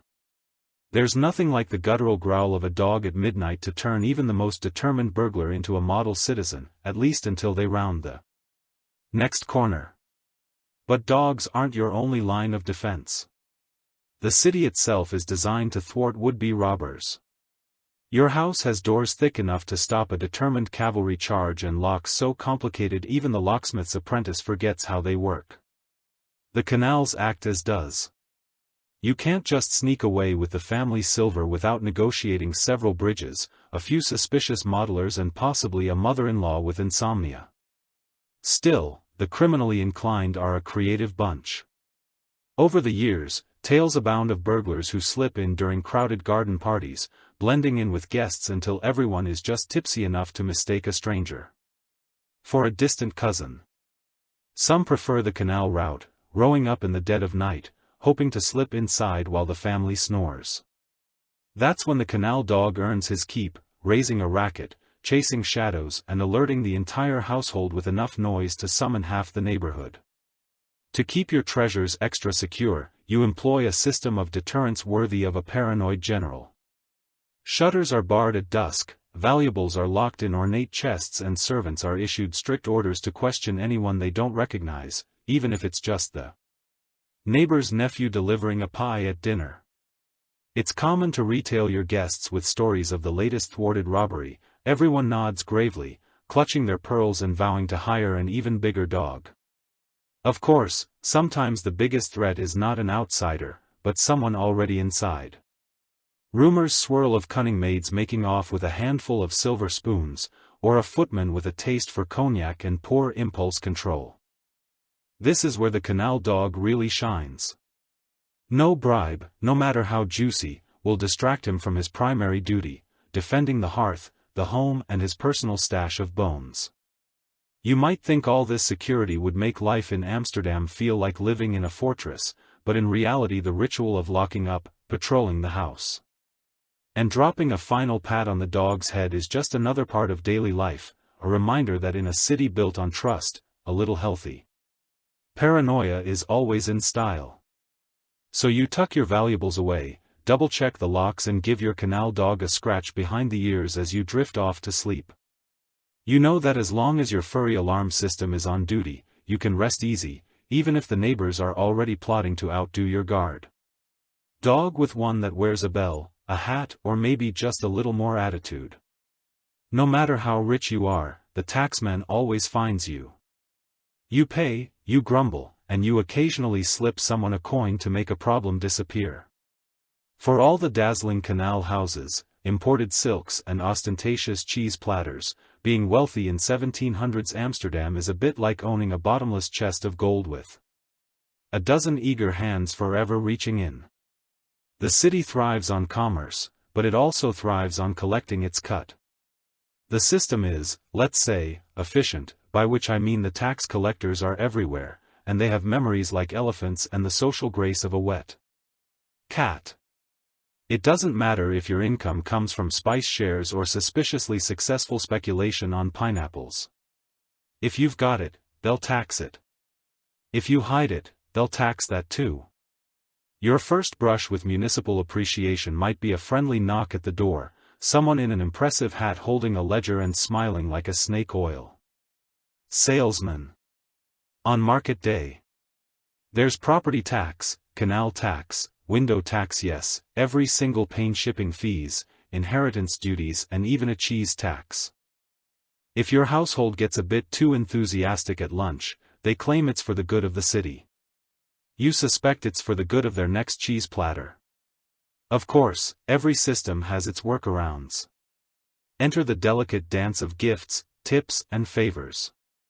If a document goes missing, a ledger suddenly gets misplaced, or an inconvenient shipment of luxury rum finds its way onto the wrong barge, a well-timed bribe can work wonders. You don't call it a bribe, of course. You're simply oiling the wheels of progress. This is Amsterdam, where everyone knows the rules and how to elegantly bend them. Then there are lawsuits. The Dutch have a fondness for legal proceedings that borders on sport. Neighbors will drag each other to court over everything from the encroachment of a rose bush to the color of your newly painted shutters. For the rich, it's a part-time job keeping your lawyers on retainer and your paperwork in order. If you're lucky, you only get sued once a year, usually by a relative who's convinced your attic is technically part of their property. The city's legal archives are filled with cases titled Van Someone versus Van Someone Else, a dispute over 2 in of canal. These lawsuits aren't always about money. Sometimes it's personal. Someone claims your carriage splashed mud on their velvet shoes. Someone else is sure your peacock ate their prized tulip bulb. There's no slight too minor for the courts, and if the judges are bored, they're more than happy to draw out proceedings until everyone involved needs a vacation. Or at least a drink. Still, you play along because the alternative is worse. Ignore a summons, and you might find your best carpet accidentally ruined during a surprise tax inspection. Refuse a bribe and your next shipment of spices is held up so long the only thing left to sell is mold. It's all a delicate balancing act. Pay enough to keep the wheels turning, but not so much that you become an easy target for every ambitious official in town. At the end of the day, you learn to live with it. Grumbling is expected, and swapping horror stories about taxmen and legal disputes is a key part of every respectable dinner party. You share knowing glances with fellow merchants, each one of you united by the unspoken bond of having survived another year without losing your fortune to fines, fees, or an ill-timed lawsuit. So you keep your accounts as honest as possible. Stash a few coins where only your wife and your most trusted canal dog can find them, and thank your lucky stars that in Amsterdam there's always another loophole, another lawyer, and, if all else fails, another bottle of gin to soothe your troubles away. You're Protestant, your neighbor is Catholic, and across the street is a hidden synagogue. The city prides itself on tolerance, so long as you don't flaunt it or at least host the best feast days. This is 1700s Amsterdam, a city where commerce, curiosity, and a healthy suspicion of authority have woven together a uniquely tolerant tapestry, at least by the standards of the age. Amsterdam's merchants are proud to announce that here anyone can worship in peace, as long as you keep it somewhat discreet, mind the local customs and avoid upsetting the neighbors. Almost any faith is welcome. That doesn't mean everyone holds hands and sings in the street, of course. It's more like a friendly, low-level competition to see whose holidays have the best cakes. Your canal house itself may have a Bible on display in the sitting room, but your friend down the street sneaks out every Sunday to a secret Catholic chapel hidden above a cheese shop. Across the canal, the local Jewish merchant family hosts Shabbat dinners that are legendary for their food and their guest lists, often featuring Protestants, Catholics and anyone else who appreciates brisket and a good debate. In public, everyone is careful to follow the rules. In private, there's a fair bit of neighborly borrowing, recipes, gossip and the occasional clandestine glass of wine during Lent. Religion is officially everyone's own business, but in practice it's a spectator sport. Protestants build their churches tall and plain, with windows that announce their piety to the world. Catholics keep things quiet, worshipping behind closed doors but compensating with exuberant feast days, parades and just enough incense to alert the entire block. Jewish families maintain hidden synagogues, simple on the outside, dazzling within. The result is a patchwork of faith visible at every street corner and market stall, stitched together by mutual suspicion and a shared love of baked goods. This tolerance isn't just a matter of principle. It's good for business. Amsterdam's merchants know that customers come in all creeds and nothing disrupts trade like a good religious riot. The city fathers learned long ago that peace is more profitable than purity. So long as everyone keeps their head down and their prayers reasonably quiet, Amsterdam is happy to let everyone get rich together. Of course, there's an undercurrent of competition. Who hosts the most memorable holiday? Which faith boasts the grandest processions, the tastiest pastries or the most dazzling wedding parties? Your neighbor might host a lavish Saints' Day dinner with enough roast goose to feed a small army, only for the local Jewish family to trumpet with. A Hanukkah celebration so lively even the Protestants forget their reservations about dancing. The city's Catholic minority might keep their chapel secret, but their nativity plays are the stuff of legend and a perfect excuse to peek into otherwise forbidden rooms. Social maneuvering often takes a religious twist. Families quietly keep track of who attended which services, who donated the most to which orphanage and whose children sang the loudest at Easter. If you want to impress your neighbors, you don't just invite them over for tea. You subtly let it be known that your holiday cakes came from the best baker in the city, regardless of his faith. Still, tolerance has its boundaries. Openly criticizing another's beliefs is a fast track to social exile, and even the city's most liberal merchants know when to keep their opinions to themselves. The trick is to be gracious, generous, and just a little bit competitive. Never miss a neighbor's celebration, never forget to compliment the host and always have an extra pastry on hand. At the end of the day, Amsterdam's religious mosaic is both pragmatic and peculiar, a city where people of all backgrounds pray, celebrate and do business side by side. The real miracle isn't that everyone gets along perfectly, but that, in the pursuit of profit and pastries, most are willing to try. When the sun sets, Amsterdam comes alive, with concerts, secret club meetings and the odd fireworks show that may or may not set a neighbor's roof on fire. For the rich of 1700s Amsterdam, nighttime is when the city truly sparkles, sometimes literally. If the fireworks committee gets carried away, the respectable day gives way to something altogether wilder. The canal-side houses glow with candlelight and laughter. Music floats across the water, sometimes as a formal concert, sometimes as the drunken efforts of a merchant's son with a borrowed lute. Either way, the result is an air of festivity laced with just enough risk to make you check twice that your insurance is up to date. You might start your evening with a concert. Your friend the alderman is hosting a small orchestra in his ballroom. By small, he means 24 musicians, 3 singers, and at least one neighbor who will spend the night critiquing the acoustics. The program includes the latest pieces from Paris, a rocks drinking song and, if the crowd is especially lively, a finale involving dueling harps. Accords between acts. You sip wine, nibble on candied fruit and try to look like someone who has opinions about tempo. Of course, the music isn't just for show. These gatherings are covert opportunities to build alliances, strike deals, or simply outshine a rival's last square. The competition is fierce. If the VA Noons hired a tenor, you hire two. If they have fireworks, you have a live tableau of Greek myths on your barge, complete with borrowed goats. By midnight, the city's most ambitious party planners are already plotting next week's improvements. For those with a taste for intrigue, the real action happens behind closed doors. Amsterdam's elite flock to private clubs, exclusive societies, where the only thing thicker than the tobacco smoke is the air of secrecy in these dimly lit rooms. Masked gatherings are not uncommon here. Philosophers argue with merchants, artists debate with accountants, and everyone shares the latest scandal in hushed tones. Sometimes the societies are serious, plotting political reforms or sponsoring the next great painter. Other times it's just an excuse to gamble away half a fortune or swap jokes too risque for polite company. Not every night requires an invitation. The streets themselves pulse with energy.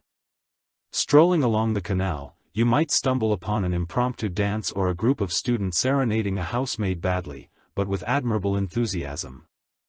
Lanterns hang from boats, casting golden reflections that ripple over the water.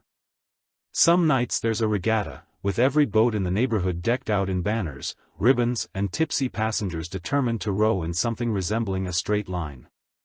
Of course, no night is complete without a little mischief. The more daring or less supervised among the young elite might sneak onto the rooftops passing bottles and stories until dawn. Others light fireworks, sending showers of sparks into the sky and occasionally into an unsuspecting neighbor's garden. If you're lucky, you'll catch the mayor's son trying to fish his hat out of the canal while insisting it was a necessary experiment in buoyancy. Yet amid all the rivalry, there's an undercurrent of calculation. Every compliment paid, every invitation extended, every shared joke is an investment in future advantage. By sunrise, alliances will have shifted, secrets will have changed hands, and at least one family will be plotting to outdo everyone else at the next gathering. As you return home, a little tipsy and more than a little hoarse from singing, you're reminded that, for all its order by day, Amsterdam belongs to the night. It's loud, unpredictable, occasionally scandalous, and never, ever boring. Just be sure to check the roof for stray fireworks before you go to bed. You collapse into bed surrounded by silk feathers and the faint fear that someone is about to invent the stock market crash. Your dreams are haunted by golden guilder signs and existential questions about cheese. For the wealthy of 1700s Amsterdam, sleep is both a luxury and a battleground. Your bed is a monument to comfort, enormous for poster, draped in the finest imported silks that squeak slightly as you turn over. The mattress is stuffed with goose down and there are so many pillows that finding your actual head feels like an exercise in navigation. On winter nights, servants heat, bed warmers, pans filled with glowing coals and tucked between the sheets, leaving a toasty trail that lingers just long enough to lull you into a false sense of security before your feet inevitably find the one cold spot. Of course, comfort has its quirks. You've invested in the best linens money can buy, but there's always the chance that last week's bargain at the market was actually woven by a distant cousin. With a grudge. Occasionally, a feather pokes through, reminding you that even privilege isn't without its sharp edges. And as you pull the heavy curtains around the bed for warmth and privacy, you listen for the comforting or mildly alarming clink of valuables locked securely in the bedside chest. The night is not entirely your own. Even as you close your eyes, the city outside keeps humming. There's the creak of canal boats returning late, the distant echo of laughter and, if the wind is right, the scent of someone else's late-night snack wafting in through the shutters. Sometimes you hear the bark of a canal dog defending its territory or the clatter of hooves as an important guest makes a dramatic exit from a neighboring ball. Occasionally, there's the distinctive sound of your neighbor's ill-conceived fireworks display meeting a roof tile. And then, just as you're about to drift off, the doubts begin. Did you remember to lock the spice cupboard? Will your latest investment in rhubarb futures pay off, or will you end up the punchline at the coffee house? Are your gables sufficiently decorative, or is the Van Loon family plotting a surprise architectural upgrade? The fears of the fabulously wealthy are both unique and universal, a blend of real risk and the knowledge that the higher you rise, the farther you have to fall. Sleep, when it finally arrives, is a carnival of dreams and anxieties. Some nights you're hosting a banquet where the cheese never runs out, and your neighbors clap enthusiastically at your every word.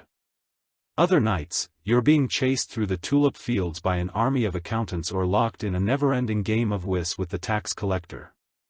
There's always a sense that something important is just out of reach. One more deal, one more party, one more perfectly fluffed pillow before satisfaction. Still, there's an undeniable coziness to it all.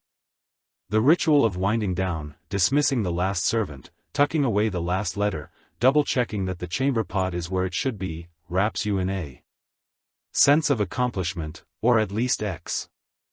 And as the city's church bells toll out the hours, you pull the covers tight, count your blessings and your coins and drift into that strange sweet half sleep where all worries melt away, at least until the housekeeper wakes you up for another day of schemes, deals, and very competitive cheese tastings. For now, the silk sheets cocoon you. The world can wait until morning. If you're lucky, your dreams tonight will be full of prosperity, peace, and maybe, just maybe, a cheese that never molds. Finally, you ponder what it's all for, your fortune, your legacy, your portrait that makes you look 20 years younger. You hope someone remembers your name for more than just the time you fell in the canal at your own birthday party, lying beneath velvet canopies and silk sheets, listening to the slow drip of canal water outside and the faint ticking of the family clock. You drift into that peculiar twilight where reflection takes over from ambition. The canal houses you built, the fortunes you chased and the parties you hosted, will any of it outlast the latest fashion in wigs or the next tax on imported cheese? The question isn't just philosophical. In Amsterdam, legacy is a family business.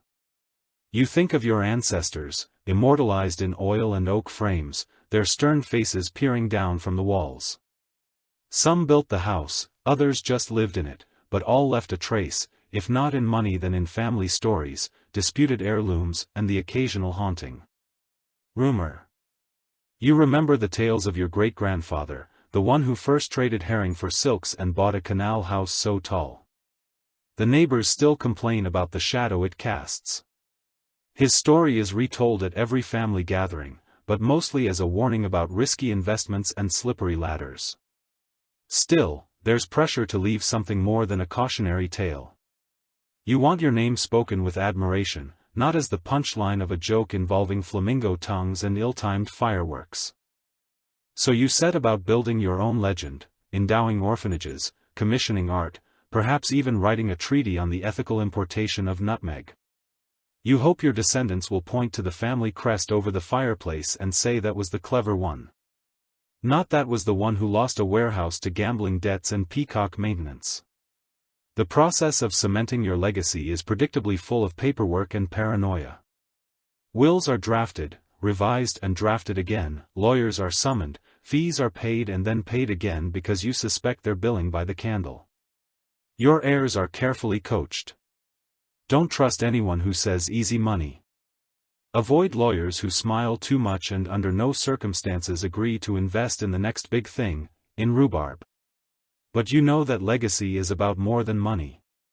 You want to pass on your reputation for shrewdness, your flair for garden parties, your secret recipe for herring tartlets. Maybe, if you're lucky, your great-grandchildren will keep the portrait that flatters you outrageously, or at least refrain from hiding it in the attic behind a particularly ugly deleted vase. And then there are the stories, your true inheritance to the future. The legendary party where you bested the mayor in a cheese tasting.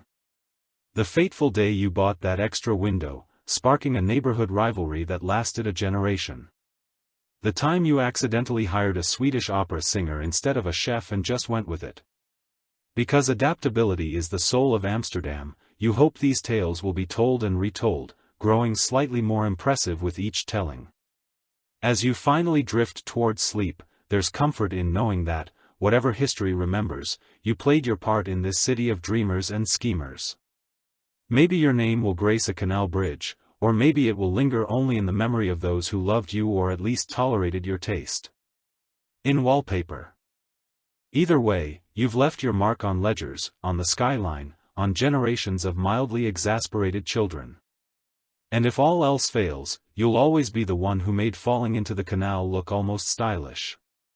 In the end, maybe that's legacy enough.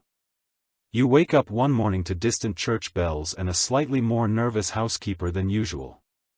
There's talk of the pestilence making its way up from Rotterdam and suddenly nobody's shaking hands, just elaborate hat tipping and quick prayers to Saint Anthony. Being rich doesn't mean you're safe. It just means you get a private doctor who recommends leeches and a change of wig. You contemplate the odds of survival, weigh them against the odds of making it through dinner without someone sneezing into the soup and decide to triple up on the scented commanders for all the marble floors and gold-framed mirrors. Plague makes even the most opulent canal house feel drafty and vulnerable. News spreads faster than the disease itself, ricocheting from the kitchen maid to the merchant's wife to the jittery coffee house crowd, before the sun is even fully up. Nobody knows quite how the pestilence works. Bad air, evil humors and, if you ask your cousin the herbalist, a suspicious overabundance of French cheese are all blamed in equal measure. Your house, usually a hive of servants and social calls, suddenly feels like a fortress. The front door is kept bolted, visitors aside with suspicion, and every package from the market is doused in vinegar. Just in case your family physician is on permanent retainer, he arrives in a cloud of herbal fumes and conflicting advice. He might suggest you wear a clove-stuffed mask or perhaps simply drink more gin. Medicine, after all, is equal parts art and wishful thinking. In this century, the wealthier you are, the more creative your preventative measures. Scented commanders dangle from your neck and wrists stuffed with cloves, rosemary, and anything else that smells less offensive than the canals in August. The theory is simple: if you can't see the pestilence, at least you shouldn't have to smell it. You place bouquets of lavender on window sills, hang amulets over the nursery and instruct the footmen to ring the bell 3 extra times for good luck. Social life grinds to a halt, dinners are cancelled, balls postponed and the city's famed canal concerts go silent. Nobody wants to risk the ignominy of being the plague vector who ruined spring. Instead, the city's wealthy retreat indoors, sending polite regrets to their rivals and developing an impressive collection of excuses for why they can't possibly attend even the most lavish of gatherings. Doctor's orders, you say, though in truth, you just don't trust anyone who coughs during grace. At home, the paranoia seeps into every corner. Servants are instructed to wash their hands with lye, which leaves them both terrified and mildly flammable, and no one is allowed in or out without a thorough visual inspection for rashes, blotches or suspicious sneezes. You consider moving to the country, but remember the estate is downwind from a sheep farm and last year's hay fever still haunts your dreams. If someone in your social circle falls ill, the rumor mill goes into overdrive. Who visited whom? Did they touch the butter churn at the bakery? Was their dog looking off last Thursday? Theories multiply. Meanwhile, the city's doctors, priests and amateur healers offer up a dizzying array of cures: leeches fasting, more gene bathing in rose water wearing red silk undergarments and, for those truly desperate, a brisk walk around the block while holding your breath. Through it all, you try to maintain the illusion of control. You keep up appearances, polish the silver and pen letters to distant relatives, assuring them that, yes, Amsterdam is still the center of the civilized world. And no, you haven't seen a rat in the pantry since Tuesday. At night, though, you light extra candles, listen to the quiet city and wonder whether the latest scare will pass as quickly as the last, or if this is the one everyone will be talking about for decades to come. And in the morning you put on your best wig, spritz on enough perfume to mask a cheese market and remind yourself that in Amsterdam, survival is as much about optimism and showmanship as it is about actual medicine. If all else fails, you can always blame the French. You're reviewing your investments, tulip shares, East India stock, a suspiciously lucrative spice monopoly. When there's a knock at the door, word is the bank down the street might be experiencing liquidity challenges, which is 18th century code, for your money is already on someone else's boat to Java. You send a servant to stand in line just in case, but you're not worried. You've got gold coins stashed in at least 3 secret places, 2 of which you actually remember. This is the financial circus of 1700s Amsterdam, high stakes, low trust, and the kind of creative accounting that would make even your most ambitious cousin blush. Your fortune might be counted in shares, cars, and elaborate promises scribbled on parchment, but everyone knows that nothing is certain except the inevitability of someone else's bad decisions ruining your afternoon. The first sign of trouble is always the same. Someone's cousin's neighbor claims they tried to withdraw their life savings and were offered a cup of coffee instead of cash. A little nervous laughter, a little. Surely not our bank. But before you know it, the word spreads like spilled gin at a wedding. There's a faint rising panic in the streets as wigs are straightened, coins are counted, and a stampede of well-dressed men suddenly remember urgent business. Near the teller's window, you watch from your canal house, one eye on the street and the other on your ledgers. It's a parade of anxious investors elbowing their way through the doors of the city's grandest banking halls. Some clutch handkerchiefs, others, far more serious, clutch pistols. You send your most diplomatic servant, armed with strict instructions to retrieve as much gold as possible and not to come back with just a pamphlet on long-term patience. Inside the bank, the scene is a blend of farce and tragedy. The manager, usually the picture of composure, now sweats visibly through his ruffled cravat, trying to assure the crowd that everything is under control. Behind the counter, clerks count and recount coins, each one vanishing from the vault, with the air of someone watching a family heirloom disappear at auction. Polite society quickly devolves into pointed elbows, raised voices, and a great deal of side-eye. Back at home, you do what any prudent Amsterdam would do: count your own hidden reserves.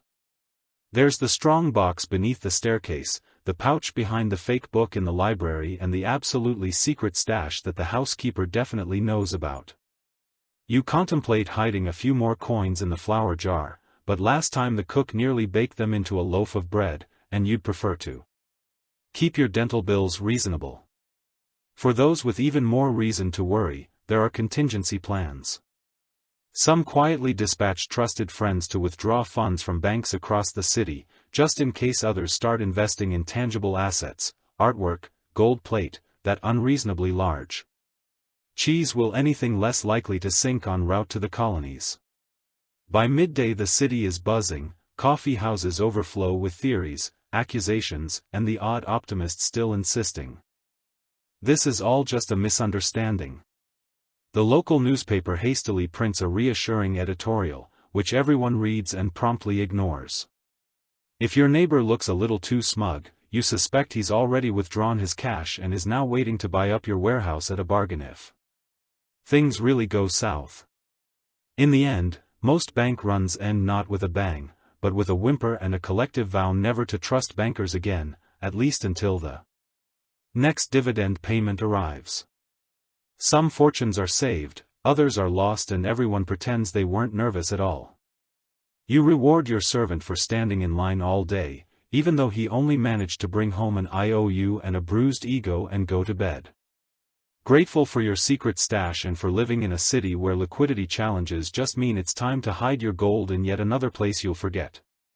By Christmas, a sudden toothache has you calling for the family physician, who arrives with a black bag full of terrifying implements and a cheerful disregard for pain relief. You're treated to a blend of herbal compresses, questionable syrups, and a brief lecture about humors. The highlight, a diagnosis that involves your horoscope, your urine color, and possibly the phase of the moon. You're assured you'll live, but you still consider writing a will just in case. In 1700s Amsterdam, medicine is a game of chance and the odds aren't usually in your favor. For all the city's wealth, innovation and trade in exotic goods, healthcare is equal parts, ancient wisdom, wild guesswork and whatever happened to be trending at the last guild meeting. A visit from the doctor is as likely to cure your ailment as it is to make you miss the days when ignorance was bliss. Your physician arrives impeccably dressed with a wig, slightly askew from his latest house call. His bag is stuffed with odd-smelling ointments, dried herbs, and an impressive collection of metal tools that look suspiciously like torture devices. He greets you with professional enthusiasm, squints thoughtfully at your swollen cheek and immediately asks whether you've been eating too many moist foods or perhaps standing near a draft while Jupiter was in retrograde. Examinations are thorough, if eccentric. He takes your pulse for the drama, peers at your tongue for the story and asks personal questions that sound more like the opening lines of a bad novel. Have you been brooding lately? Any recent heartbreak? Did you see a black cat at the fish market? He inquires about your last 3 dinners, not out of medical necessity, but because he's always on the lookout for recipe ideas.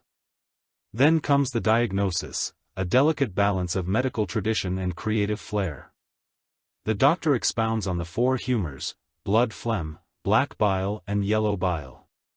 According to him, your toothache is a sign that your humors are in tragic disarray.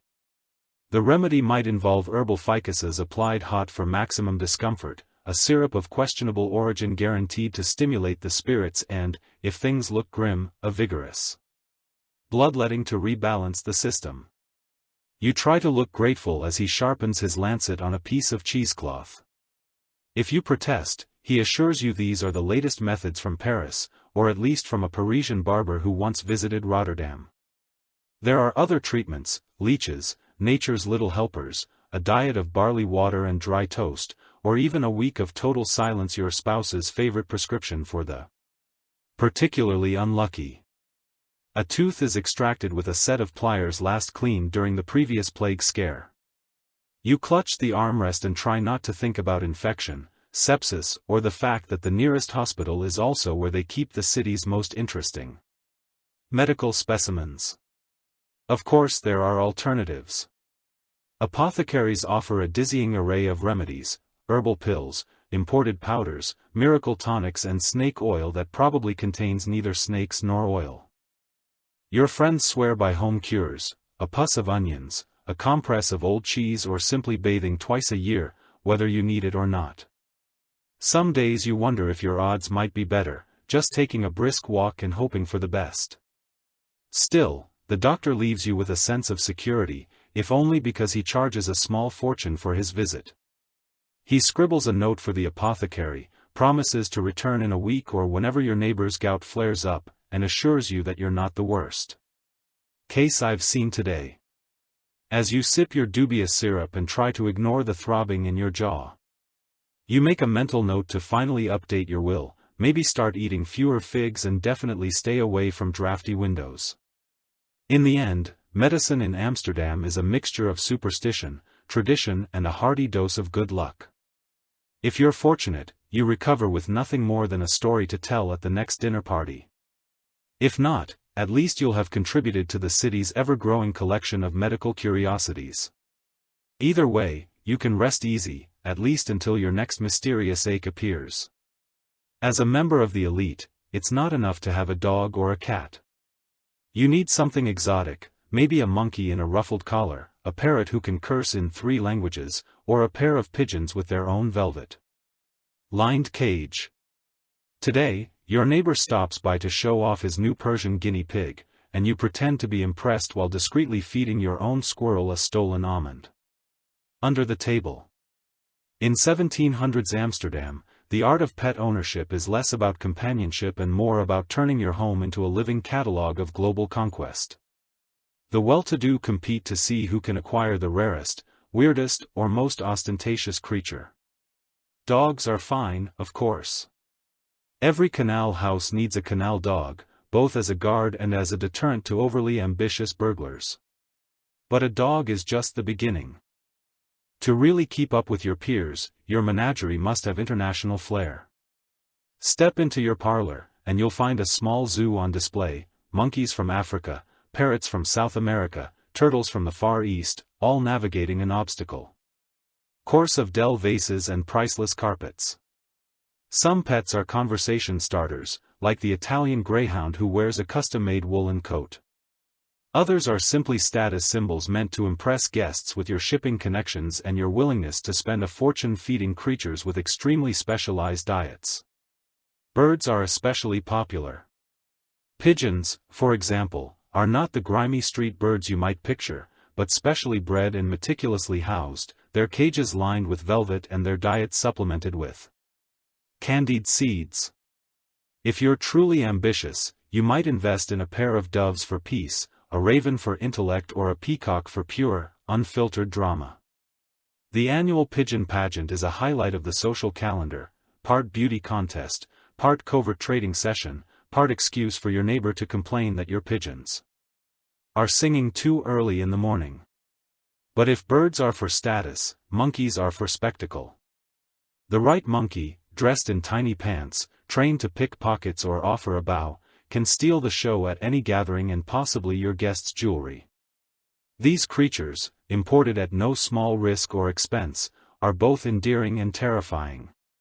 Capable of disrupting dinner parties with a well-placed shriek or an acrobatic leap onto the dessert table, their popularity naturally leads to fierce rivalry. Who has the cleverest, best-dressed or most linguistically gifted monkey? Bonus points if yours can play a card game or, at minimum, cheat convincingly. The parrot, meanwhile, is both companion and chaos agent. Taught to mimic everything from household gossip to your least favorite relative's laugh. It occupies a place of honor by the window, terrifying passing children and delighting visitors with off-color remarks in at least 3 languages. There's no better way to show off your global connections or your questionable sense of humor. Of course, there are less traditional pets too. Some families keep tortoises, squirrels, or even ferrets, all justified as gifts from abroad. The more bizarre the better: hedgehogs in gilded cages, salamanders in glass jars, or the mysterious Persian guinea pig that might in fact be an unusually round rat. The line between pet and pest is blurry, but as long as you can show it off during tea, it counts. The upkeep is considerable. Servants are tasked with feeding, grooming, and frequently rescuing pets from precarious situations. Special diets are imported, cages are cleaned daily, and the occasional runaway monkey results in a citywide manhunt, usually ending with apologies and a new set of curtains. Veterinary advice is rudimentary, often involving herbal remedies, homegrown wisdom, or, in a pinch, the family doctor's universal tonic, which works equally well on parrot, monkey, and hypochondriac. Uncle. So as your neighbor leaves, smuggle confident in his new acquisition, you stroke your squirrel and mentally plot your next addition. Will it be a miniature deer, an owl, perhaps something so exotic? Even the East India Company will raise an eyebrow. In Amsterdam, pet ownership isn't just about affection. It's about keeping your name at the top of the guest list and your home the most talked about. Menagerie on the canal, you need to answer nature's call, and you're reminded yet again that even the richest houses in Amsterdam have only the most primitive of chamber pots and communal privies. You weigh your options. Brave the drafty outhouse at the end of the garden, or trust the new night's oilman not to gossip about what he finds in your bucket. Modern plumbing decades away. Dignity also questionable, let's not sugarcoat it. The most exclusive address on the Heraft won't save you from the realities of 18th-century sanitation, your luxurious canal mansion full of silk, gold leaf and gleaming delftware is still fundamentally a marvel of inconvenience when it comes to doing your business. There's a porcelain chamber pot, tucked discreetly under the bed, painted with little blue windmills if you're lucky, cracked and vaguely threatening if you're not. If you're feeling fancy, it matches the wash basin and the candlesticks. If not, at least it's clean. Probably there are rules. Of course. Etiquette dictates that nobody talks about chamber pots, even though every guest knows exactly where theirs is stashed. Emptying is a daily ritual for servants who draw lots to see who gets the short straw, literally and figuratively. You try not to think about the poor scullery maid shuffling down the stairs at dawn, arms full of yesterday's undignified history, hoping no one notices her. On the way out upstairs, you do your best to forget about what happens next. If you're feeling brave or simply desperate, you make the trek to the outdoor privy. It's an adventure. Every time, weather permitting, you bundle up, sneak through the garden and hope you don't slip on the mossy path. The outhouse itself is a ramshackle wooden structure, breezy enough in winter to give you second thoughts about ever drinking tea again. You wonder, not for the first time, if anyone has actually managed to enjoy the view of the canal while shivering on the seat, doubtful. And then there's the night soil man, that unsung hero of urban hygiene. He's paid to come under cover of darkness, collect the contents of Amsterdam's collective embarrassment and haul it away to a fate no one really wants to contemplate. Some nights he's cheerful, sharing news from across the city. Other nights he's surly, particularly if he's been forced to navigate 3 flights of stairs and a particularly tricky corner with a sloshing bucket. The only thing more terrifying than his arrival is the prospect of him sharing your family's dietary secrets with the neighbors. Blackmail by bucket, a very real threat. Of course, all this drama is just the rich man's version. Down by the docks and in the crowded alleys. Communal privies mean long lines, little privacy, and more urban legends than you could ever hope to recount. At a dinner party, gossip abounds about what's lurking at the bottom of the pit, and there's always a tale of someone's hat, or worse, getting lost forever. Even here the wealthy have an edge. At least you have your own pot, your own outhouse and, if you're clever, a window that opens just far enough for emergency midnight solutions.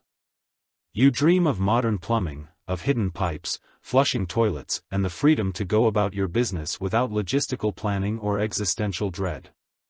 But for now you make do with perfumed sachets, strategically placed windows and the hope that if you're ever caught carrying your own chamber pot to the maid's closet, you'll have a suitably witty excuse. Still, you have to admire the city's ingenuity. Water flows in from the Amstel, waste floats out and somehow everyone manages to survive with their dignity mostly intact. You end each day with a silent prayer, may the chamber pot be empty, the outhouse unoccupied and the night soil man discreet, and may history move just a little faster, so the next generation can spend more time choosing wallpaper and less time plotting safe passage to the privy. So as the candlelight flickers on your silk wallpaper, and you finally settle beneath a mountain of feather beds, let's take a gentle moment to reflect. Tonight you survived another day in 1700s Amsterdam as one of the filthy rich, a city of staggering fortune, questionable plumbing, endless cheese and enough social scheming to fill 100 canals. You navigated a world where fortunes were made on tulips, social status depended on the height of your wig, and even the simple act of getting dressed required a small army and a strong sense of irony. It wasn't all golden coins and canal houses. Sure, you ate well-dressed, loud and threw parties that could wake the dead, but there was always the low hum of anxiety over taxes, theft, the next bank collapse or simply what the neighbors thought about your garden gnomes. Beneath all the extravagance, there was that universal historical struggle, staying one step ahead of disaster, be it financial, medical, or just a dinner party gone sideways. Still, you can't help but admire the resilience of these canal kings and queens, their relentless hustle and their ability to look perfectly composed while their entire financial future balanced on a crate of nutmeg. They built a city out of marshland, ruled the world's trade and then stayed up all night worrying about whether they'd bought enough blue and white plates. People are absurdly persistent like that, then and now. So as you drift off to sleep wrapped in your modern comforts, hot water, electricity, a bed that isn't stuffed with straw, maybe whisper a quiet thank you to history's overachievers, the sleep-deprived, overdressed and occasionally underbathed rich folks of 18th century Amsterdam. Their struggles were real, their victories sometimes ridiculous, and their legacy well.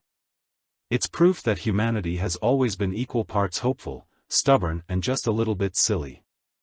Rest easy, knowing that your greatest worry tonight might be snoring too loud, not whether your house is tall enough to impress the neighbors or if your chamber pot is about to become a topic of local gossip. Good night, and may your dreams be as extravagant and as peaceful as a merchant's canal at sunrise.